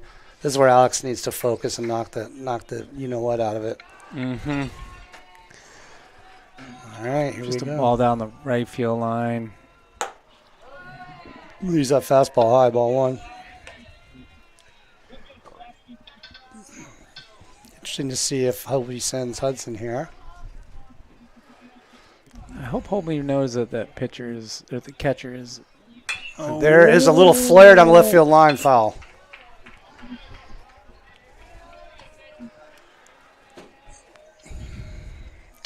Catcher has a strong arm, but on the throwdowns, he's been inconsistent in the location of them. I don't have any confidence that the fielders are going to catch it at this point. We've seen enough balls sailing through there. There goes Hudson. Ball's outside. Here's a throw that's a little well high. high, Yeah. Yeah, this is what we saw in his throwdowns. He's got a good arm, but a strong arm, but he's throwing it all over the place. And that goes down for ball two and a stolen base for Williams. Okay, so Alex has got to look for a ball right in his spot. There, that low was- outside fastball, fouled back. It's a silent scream. Well, I think that was a strike. He's gotta swing But it. what I'm saying is that you don't have to swing at a strike 2-1. You got to swing at something that you can drive. That was not going anywhere. That was an easy take. 3-2. This is going to be. I'm not sure we've seen a 3-2 pitch yet. I don't have any confidence it's going to be in the zone, which probably makes it hard to be the batter. Ball's Yep. high, ball High. 4. He's definitely missing high. Their last pitcher was missing low and bouncing lots of balls. This number 27 is definitely not following through, and you can see that ball sailing up. Solosky. So first and second, I mistakenly put Hudson on third. He's not there yet, people. All Sorry right, about that. Holby's sending in a play to Blaze, and he is Yeah. squaring around to bunt like last time he was up. And there's the runners are going. Hudson goes to third, and delayed steal by Alex to second. And the bunt attempt, he pulled back. The pitch was called a strike, but runners advance. That was Okay, interesting. we're in business. Time runs on second base, Carter. Hudson stole, and then Yeah. on the throwdown, Alex went. That was not a double steal. And I see Gail O'Brien out of the corner of my eye on deck, and I like that. And there's a bunt by Oh. Blaze. Coming in is the third baseman. He shows home, but it's high, and he's safe at home. And Blaze is safe at first. There's no one on second, and Blaze is going down to second, and there's no one there to catch the ball. Beautiful running by Blaze. Great heads-up baseball. Beautiful bunt and base running. I'm going to try to look over at Keith McDonald. We chuckle about some of Blaze's antics. I've had him as a juniors player. That was a great bunt and some truly heads-up running getting to second base. So now we got Gale up in what we call a high value at bat. Now the score is 5-4. There's still 5 no to 4. outs. There's nobody out. There's a second and Second third. and third, and that was a good first pitch strike. Gale takes one right down Grand Central. And he's got the infield in, so he just needs to give this to Rip.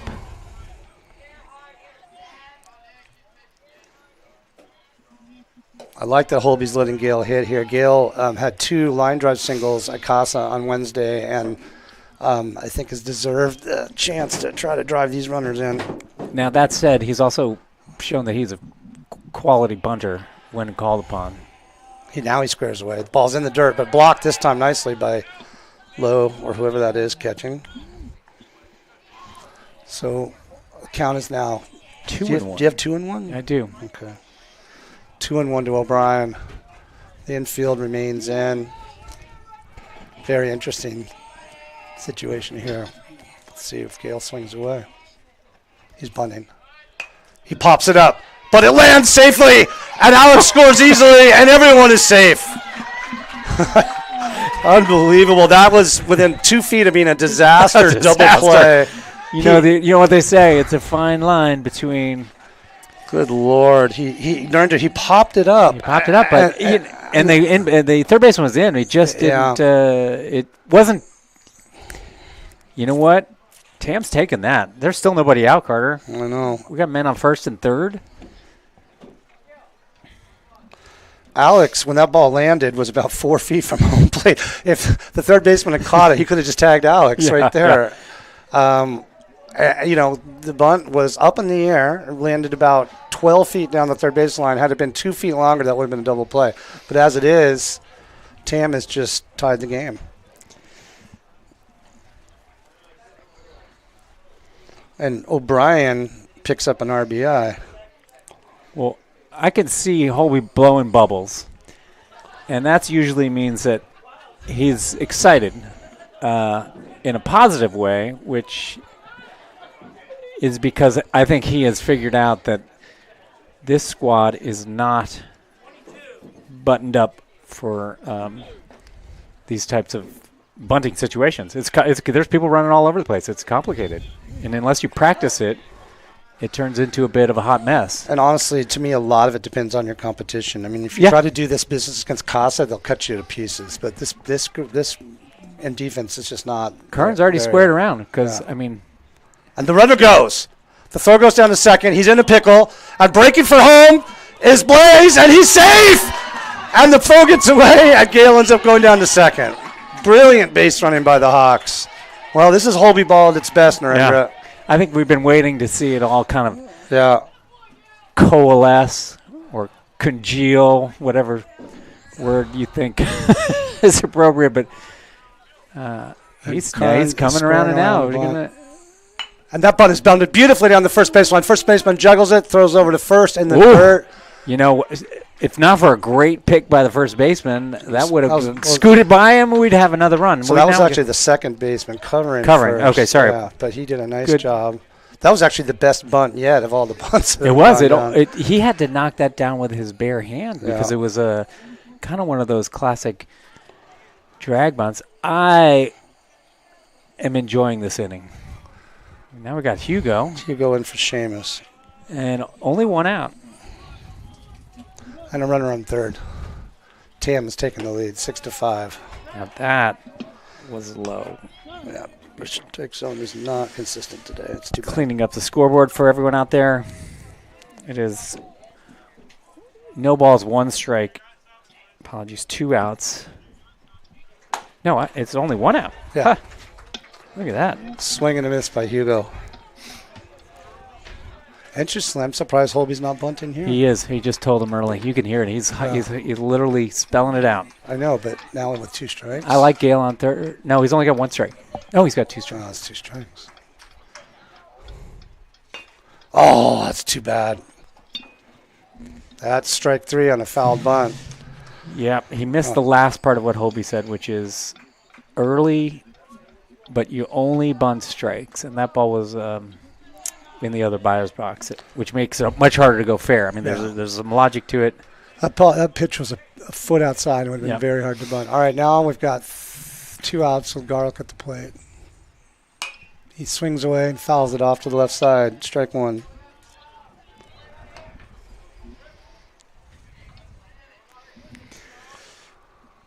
We've seen Liam come through. I assume we have a bunt hit at some point now. I don't think I've seen an actual hit, like a hard hit single, but yeah, we literally have not a single hit that isn't a bunt, and yet we have 6 runs. It's the way it is. Oh, swing and a miss by Garlic, strike 3. Now, you hate to leave a run on third, but then you don't want to complain too much because we're coming out of 5, and Tam is suddenly up 6-5.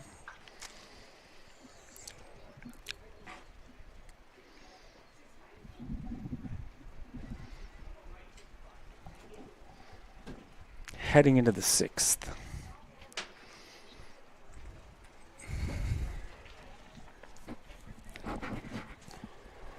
All right, top of the 6th here. Set it in your Hawks defense. Weir's back on the mound. McDonald behind the plate. Williams at third. Raddick's at short. Hugo is in right. You kind of wonder, I mean, we've got 2 innings, and Will's obviously out there now. I wonder if Holby would consider using Alex in a closing role I'm kind of rooting against that. I'd like to see Alex start the next game, to be honest. I agree with you. But that's contingent on us making some plays, obviously. So we got Nico now at first. We got Gale back in at second. And what's our outfield looking like now, Narendra? Who's in right? It looks like Hugo. Hugo. Right? I said that. Yeah. Probably Liam in center, and Nate Lee is in left, as he was last inning. So this is where Will wants to really put up a zero, get back in the dugout, and do some hitting. Yep. All right, we got Tate Shoop at the plate, the third baseman, standing in. Top of the 6, Casa 5, Tam 6. Petaluma, sorry. Thank you. Will starts Tate out with a ball, 1-0.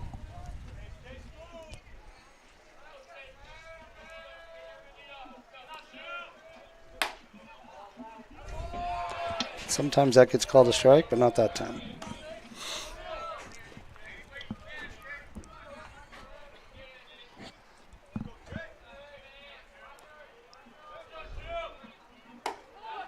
That's on the outside corner. Great pitch. Great pitch right there. 2-1.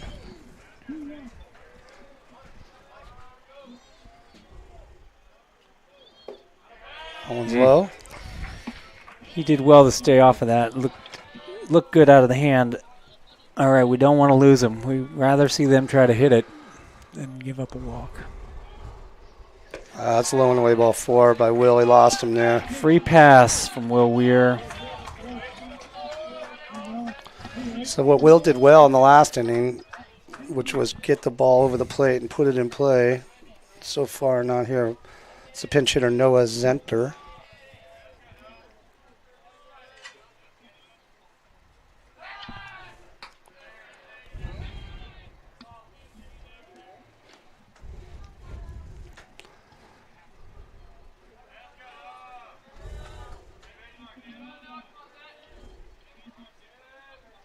Runner's going. Blades gets up. Good pop. Throw is on the target, but a little lobby. Ooh, very close.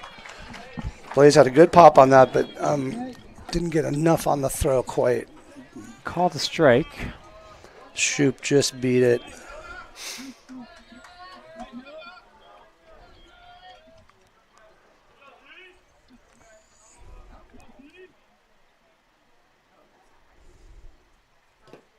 Oh, that's in the dirt and gets through Blaze. All right, well, the battle continues.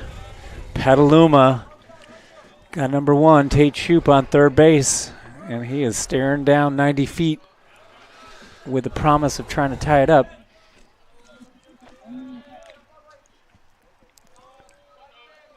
There's the 1-1. Swing and a miss ball. Strike 2. Fastball stayed on the inside.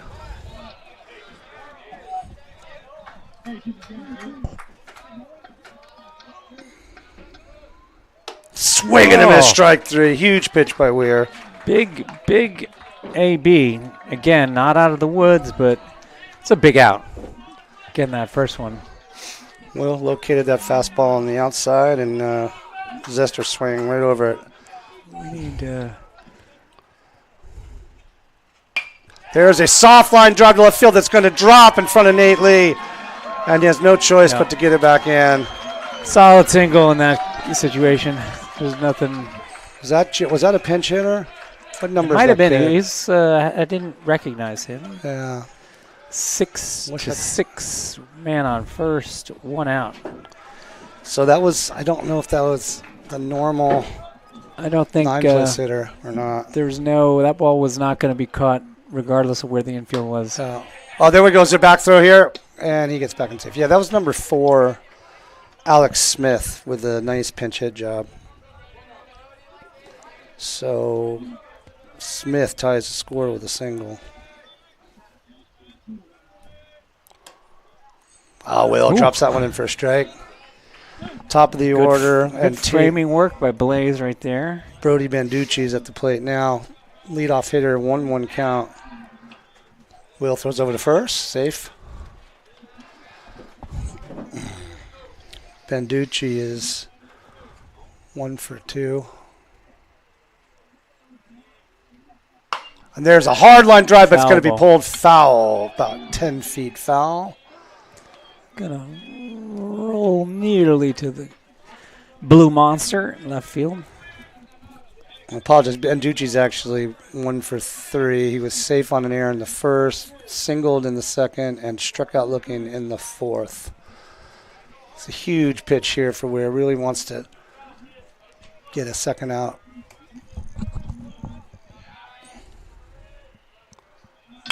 There's a grounder to Alex. Taylor made double play. Shoots it high for Gale. Scooped by Nico, but short. So Alex should have taken that. You took the words out of my mouth. Yeah, that's okay. 2 down, they're practicing the turn, but that one he's got Yeah. to grab it, run over and there. He flipped it high to Gale. Really gave him no chance to make the play. So who's this batter, please? Number 6, is it?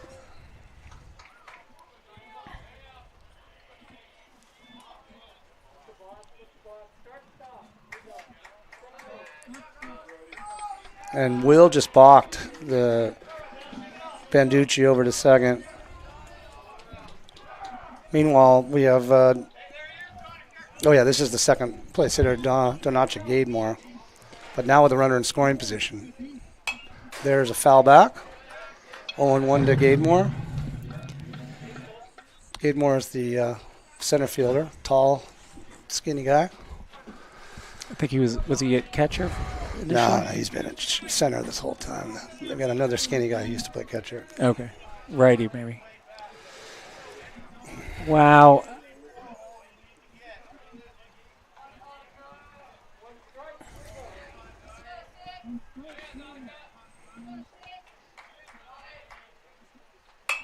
There's a pop fly straight up in the middle of the diamond. Will's calling it, but Hudson calls him off. Comes across the mound. Oh. But they got the runner picked off first if they tag him. Yeah. They safe at first, and the go-ahead run scores. What a tough play. What a tough play. So It's a bad break for the Hawks right there. Hudson did, I hate to beat up on Nico, but he's got to come in there and offer to help Will out. That ball bounced on the first base side of the pitcher's mound, and I don't think Nico even went for it. I kind of like, at this level, I like Will just taking that. He's standing there. He's got the best angle to it. Well, Hudson, no, I haven't seen anything come of the corners coming into the mound this season. Yeah, can agree to disagree on that one. I'm good. There's a runner going, and there's a line drive. Fair ball. Nope, foul. Whoa. The coach called it fair. The umpire called it foul. Wow, that ball was hard hit.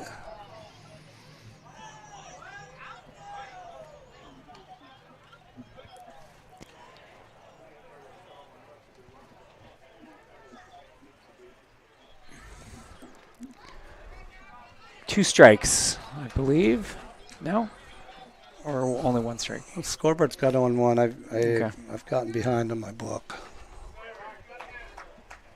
And meanwhile, we got to refocus. We got Rocco Gemma at the plate, the number 3 hitter, big, tall kid. And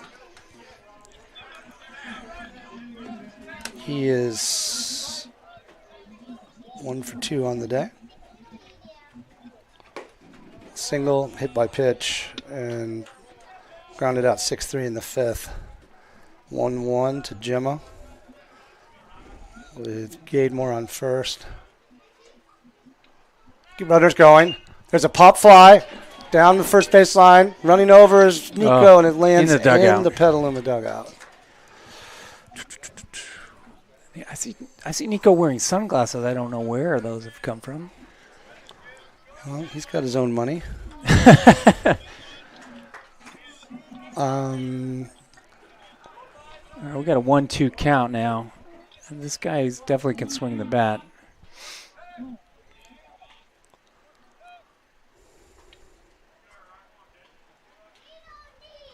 Oh, that ball is smashed to left field. Lee's going back. That's going to be over his head. That's going all the way to the fence. Bounces up against the fence. The runner's coming into third. He will hold with a stand-up double by Gemma. 3-hopping the left field fence. That ball was crushed.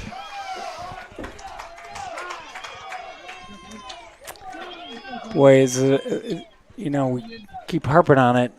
I've counted 4 outs this inning. We need to get the 5th one. Just so we're clear on that pop-up, what Hudson had to do, I mean, he called it. It's a pop-up on the mound. Somebody's got to catch it. He had to run over the mound and try to catch it on the other side. I mean, that's damn near impossible. What I'm saying is somebody's got to catch it. Oh, yeah, no, 100%. All right, now we got big Keegan Lowe in. Runners on second and third, 2 outs. Will steps off.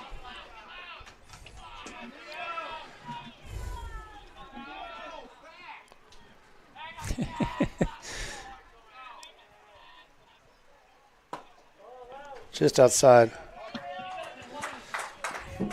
Yeah, Tam's really hanging on to this one by a thread. They do not want to give up more runs in this inning. There's a hard grounder to third. Hudson makes a great play.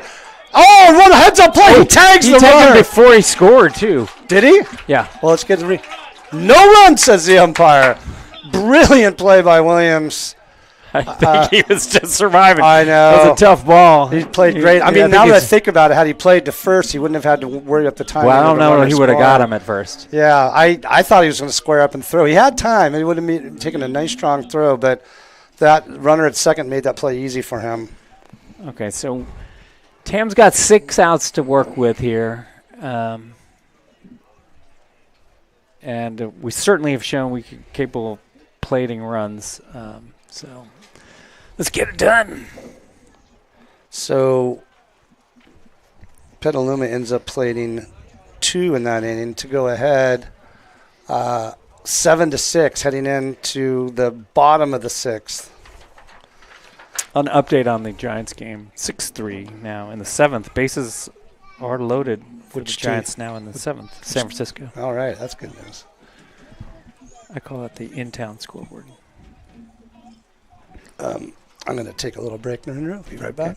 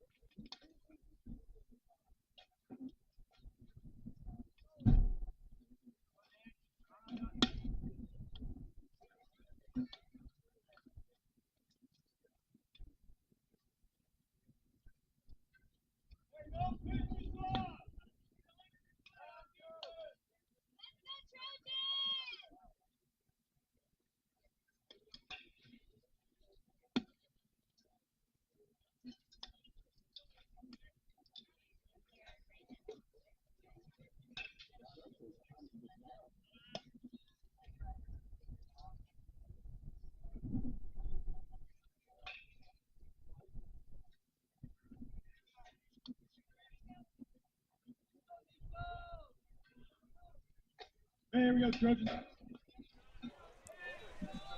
All right, we're heading to the bottom of the 6th. Nico Rocheroll up at the plate. Takes the ball high.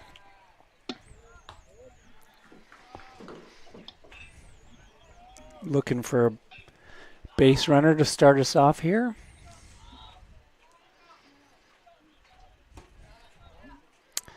That was low, 2-0. The lanky freshman. Pitcher's looking in. Ooh, good pitch outside, swing and a miss. 2-1 is the count.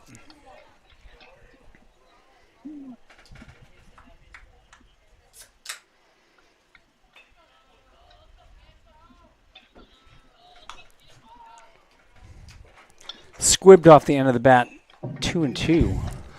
So, Narendra, I went out to see if my daughter's here and get some refreshments, and I was asked if we are broadcasting the second game. I said I wasn't sure, and Blaze's parents said, well, Blaze's grandparents are watching. So shout out to Blaze's grandparents. Thanks for watching us today, listening to us. All right, he's running full 3-2 to Nico. Bottom of the 6th. See if he can get a ball to drive. It'd be nice to get something started right here. Oh, swinging a foul right back. Stays alive. Good swing by Nico. He was right on that one.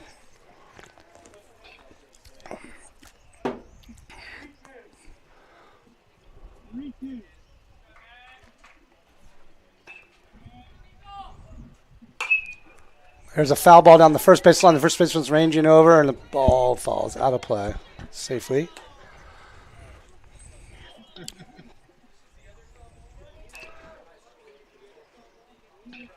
Petaluma manager is delivering some more baseballs to the umpire. Trying to find one that's not too scuffed up.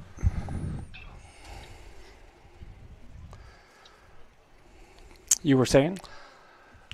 Yeah, it's just, I think Tam cannot like the way they gave up those 2 runs in the last inning, and I think this is a game where they really got to at least tie it and take back the lead to feel good about things.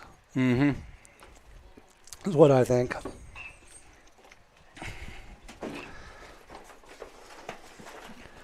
Well, we've got a little delay trying to find a functional baseball. I don't know if this favors the batter or the pitcher.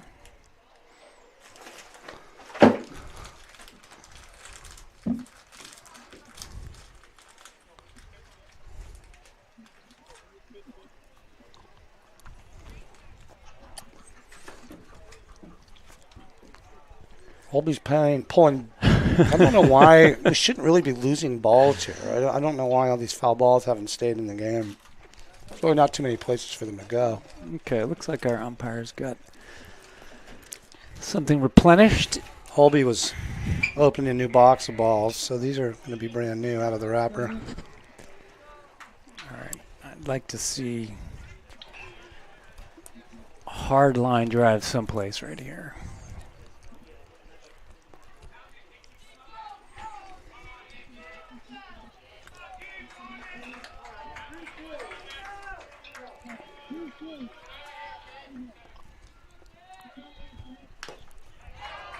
Nico stays alive.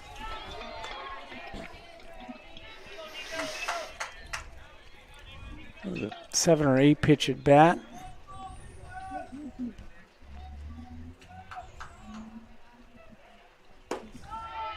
Oh, that's a tough one.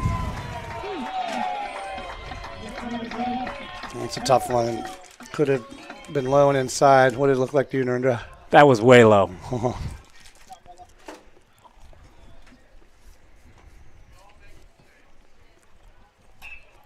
Well, now it's up to Dylan Murphy with 1 out.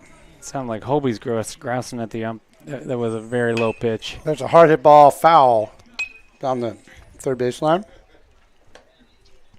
It'd be really nice to see Dylan get a knock here.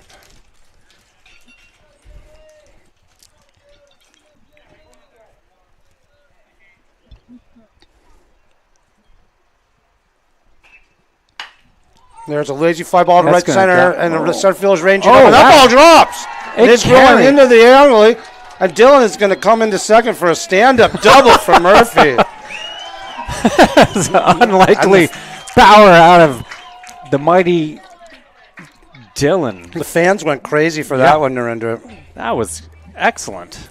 Great job for Dylan. I thought it was barely going to get over the second baseman's head, and then it went past the center fielder. No, amazing. He was a good ball, and the center fielder had a shot at it, and Dylan got that on the barrel, and I'm really happy for him. Now we'll go to the top of the order and Williams. And there is a lazy fly ball down the right field line. The right field ranges over and makes a catch. That one carried further than I thought. All right, well, we got Alex up now. He's kind of due.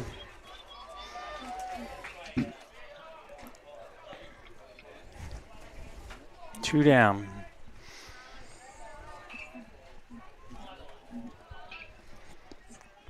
Two down, runner on second. Tam down by a run. Alex swings and misses an outside fastball.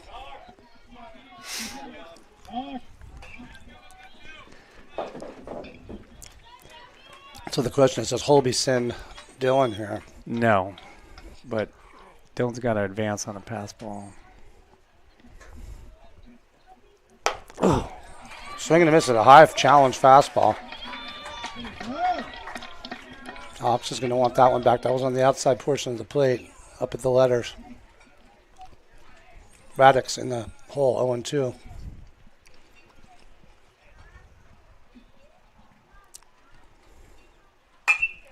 And on the hands, foul down the third baseline. Nice pitch by Solosky. Going outside, then pounding Raddick's on the hands. Mm-hmm. See if he makes a mistake. No. Leaves that outside. Easy take to red eye.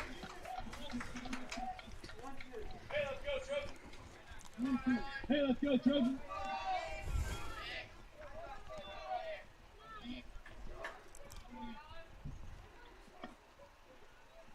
Oh, that was the one. It's a fly ball down the left field line and dropping foul. That pitch was waist high right over the I plate. feel like he's working his way to comfortable. He hasn't looked super comfortable at the plate today. No. Compared to the other day, he looked locked He in. was locked in at Casa, but Yeah. he's pulling off a We little bit today. really need good ball right here. The center fielder is way in. High and away. Good take. Hard take with this umpire, but good take. All right, let's see if Alex can get one he can drive. The center fielder is way in. Yeah, this outfield's not respecting Alex. There it is. It's a chopper to short. Alex has got to hustle. This could be a play, and he is safe at first. He just beat it out. Yep. He's just too fast, and the shortstop didn't have enough of urgency on that one. Rinder. No, he was taking his time. I was like, slow roller. Blaze has got to undress. The catching gear. So what is Holby going to do? Is he going to get in a pickle? He is. That is exactly what's about to happen. He's got, unfortunately, Dylan, who is not the fastest at third, but hopefully he's got enough experience and savvy. Hope he wants this run, and Alex is going to leave now.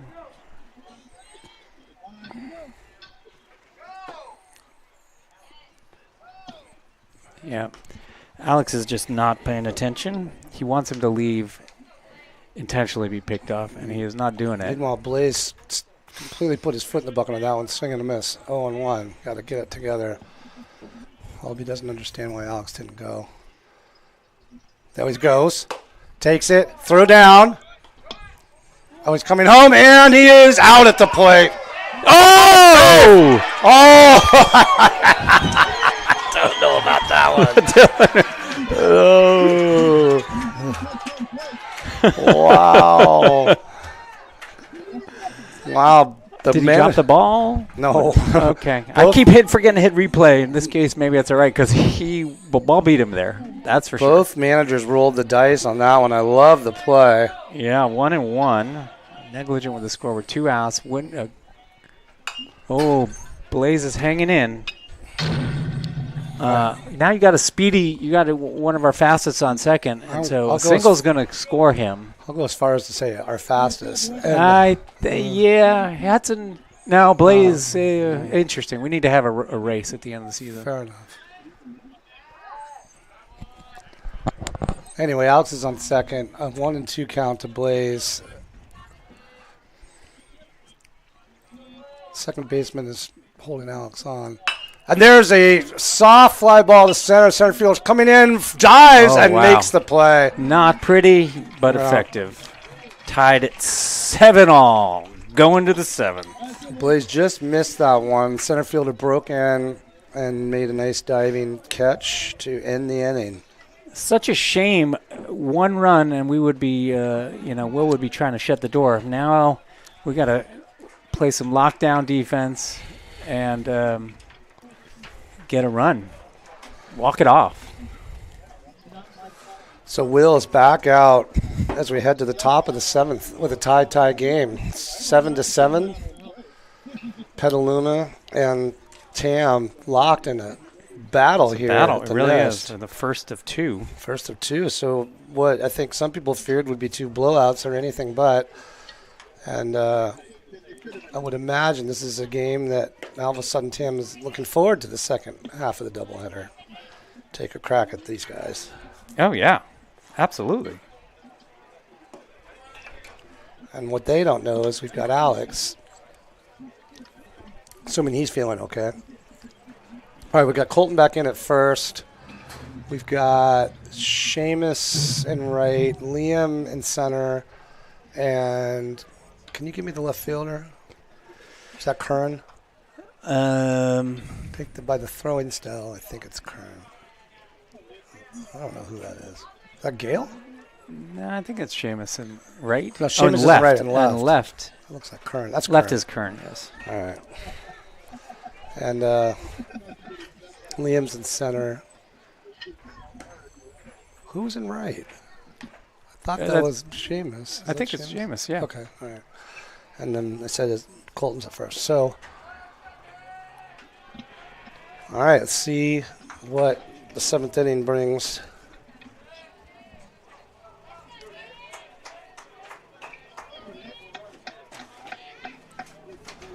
All right, coming up to the plate is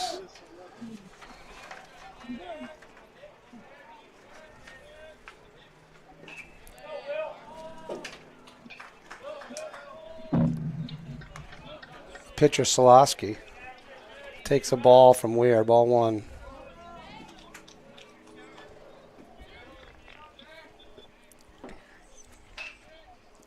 Will bounces that one in. Ball 2.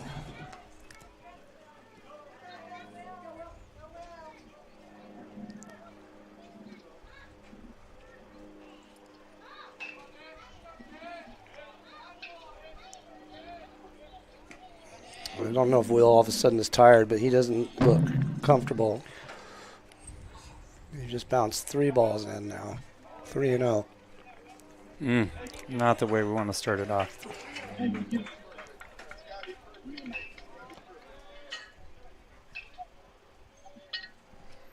There he is, over for a strike. Nice pitch by Weir to Solosky.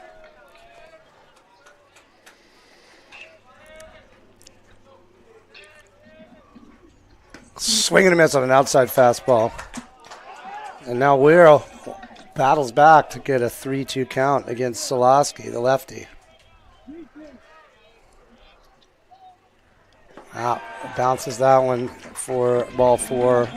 Once again, walking the leadoff hitter. And the 6th inning started out this way and did not end well. Knowing that, Holby comes out.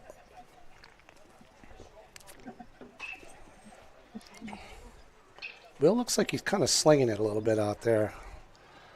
And He's bringing Alex in. Oh, boy. Okay. Playing for the win.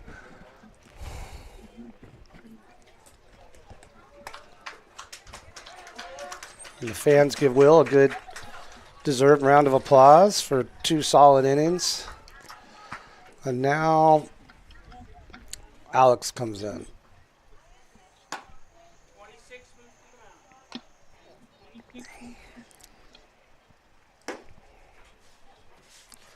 So does this mean that Alex turns around and starts the second game? Why not? Well, I guess it depends if it goes extra. Come on, Blaze, innings or help him not. out. I'm in my mind. I'm over here quietly trying to mull over what the second game looks like, and I think Alex starts it. even if he's closing here, I mean, I've never seen that. It's possible. Yeah, I mean, who cares? I don't It's just think- like an inning break. Yeah. I don't know. We've got Colton's not available. Gale's not available. We're looking at Nico and Oh, actually, you know who can pitch is Kern. probably Curran. Kern is certainly available. Assuming he's feeling okay.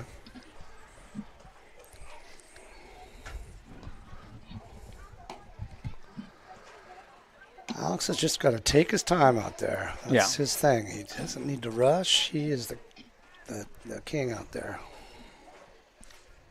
And he needs to throw that curveball, which Blaze can't even catch. It breaks so sharply.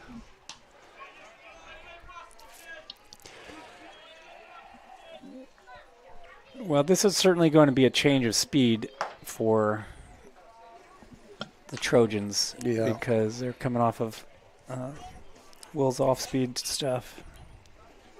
So what's the who's at third now? Will goes to Will's at third. third, yeah.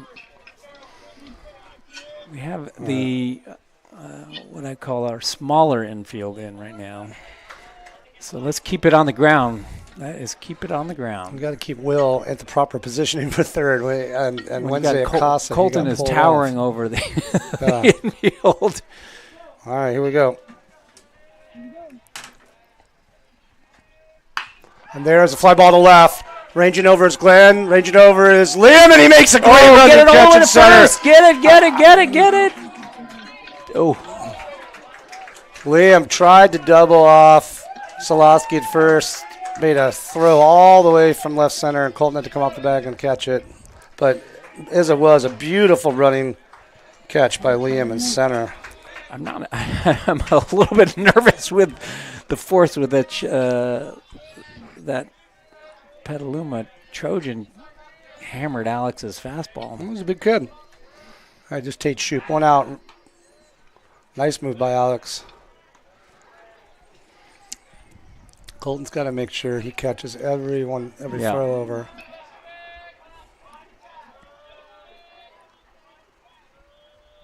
Swing and a miss by Shoop.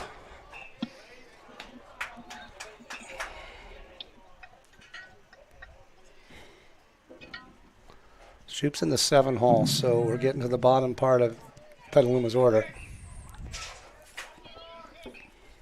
Straight over to bunt. Ball's in the dirt.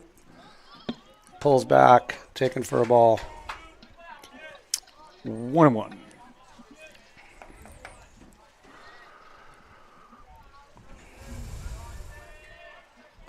It's the 1-1 pitch to Shoop.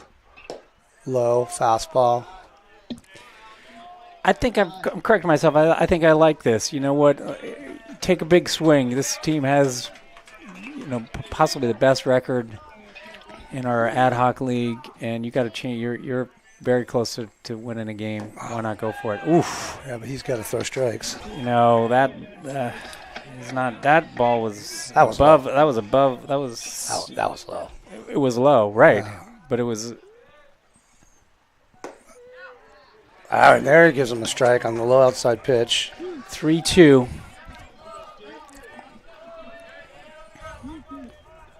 Full count to Shoop. Swinging a miss, strike 3. Probably swung a ball 4 there, but hard to Yep. say. Big out for Alex right there. Now let's just. And this is a Even pinch us in the hitter. booth, we take a breathe in, breathe out, So this is trying to get that third. this is Noah Zenter. He came off the bench last time. He's not in their starting lineup. And he struck out swinging in the 6th. We just need strikes here, Narendra. And he throws that one low. 1-0. It looked a lot like the pitch that they called it strike last inning, but let's go, Alex. Ooh. Some heat tailing inside. We got 2-0.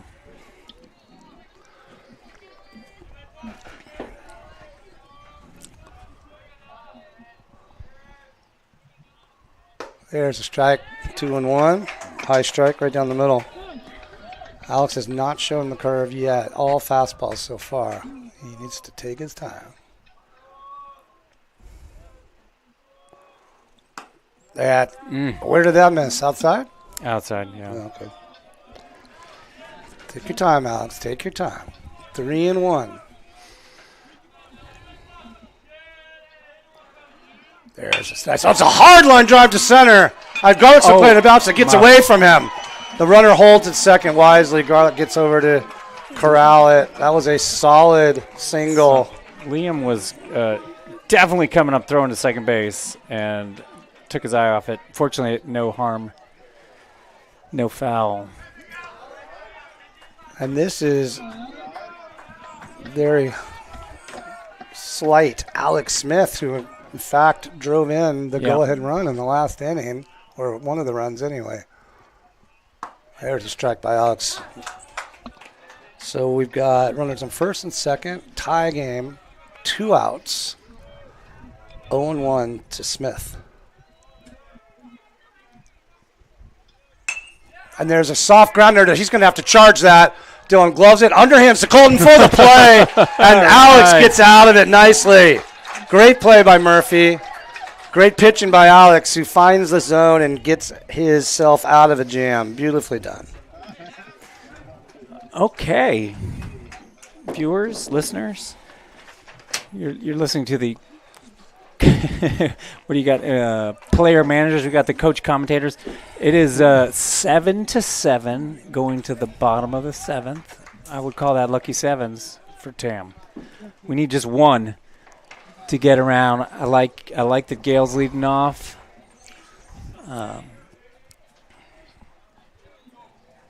Yeah. All right, I'm going to go over and be a fan for a second. For a second. All right, let's.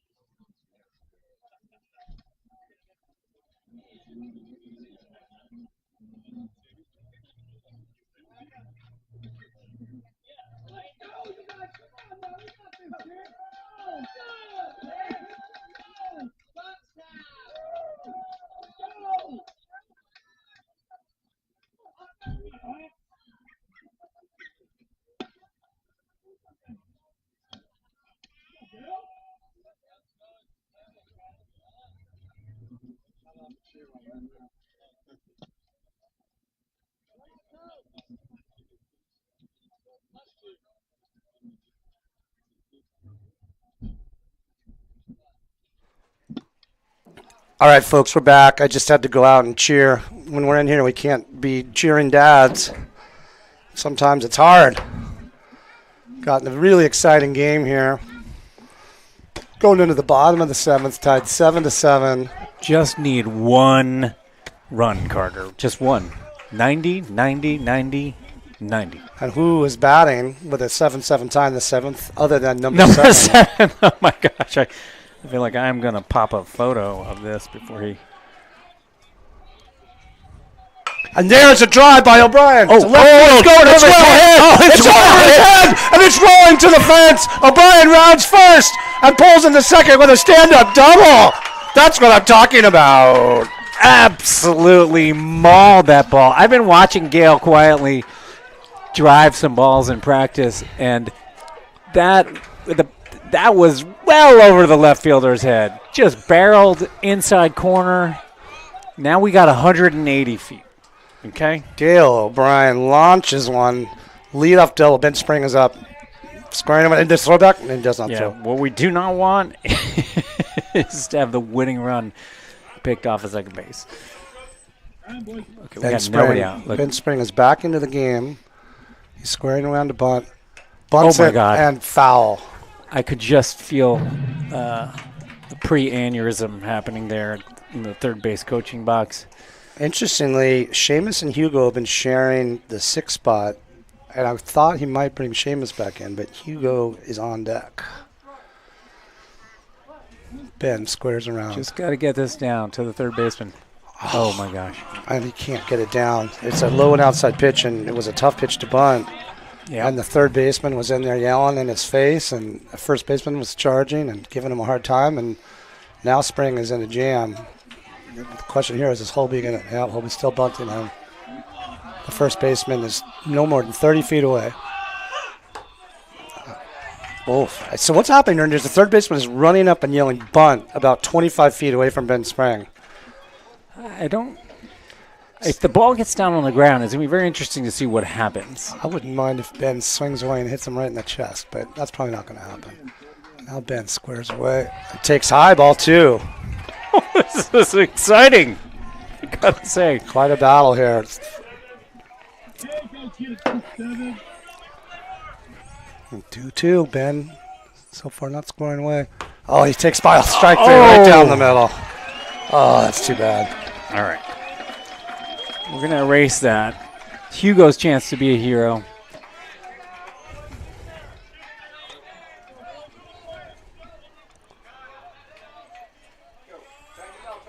All right, now there's one out. Runner on second. Hugo Block. Block comes to the plate. Fastball stays inside. Ball one.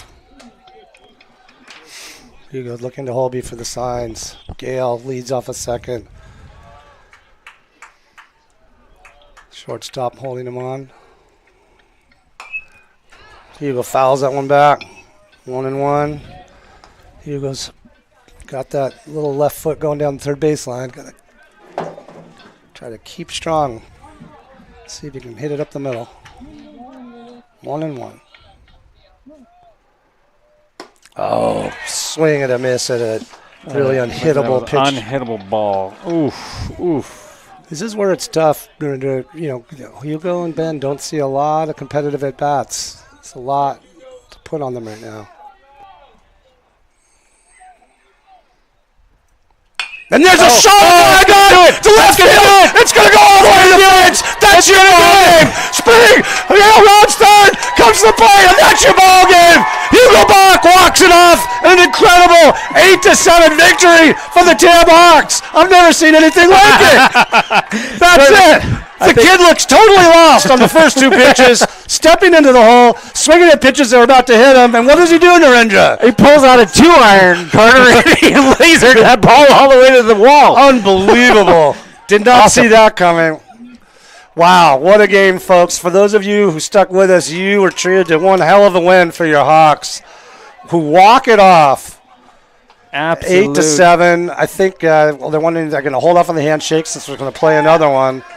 And, boy, I can't wait for game two now. I am so happy for Hugo. Like you said, there's kids who have not had tons and tons of ABs and innings, and he comes up in a clutch spot, delivers with a beautiful base hit. It couldn't have looked worse on the first two pitches. And that time it was, that was a fastball right down the middle, and he did not miss it. Not at all. Okay, I think the way our system works, we are going to be signing off from this broadcast, and we'll be booting up a new one because we save these games individually. Right.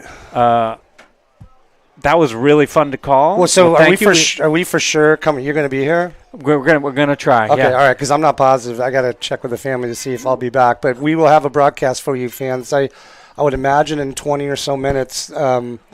Game two of this doubleheader is going to start. Might be a good time for you to go to your fridge and get some food. I'm going to be running down to Mill Valley Market to pick up a sandwich I ordered about 14 minutes ago. And like I said, we're going to end this broadcast, and we'll be starting up a new one as soon as the action returns. All right, folks, so tune back in 20 to 30 minutes for more Tam High baseball action. And until then, we'll see you from the nest.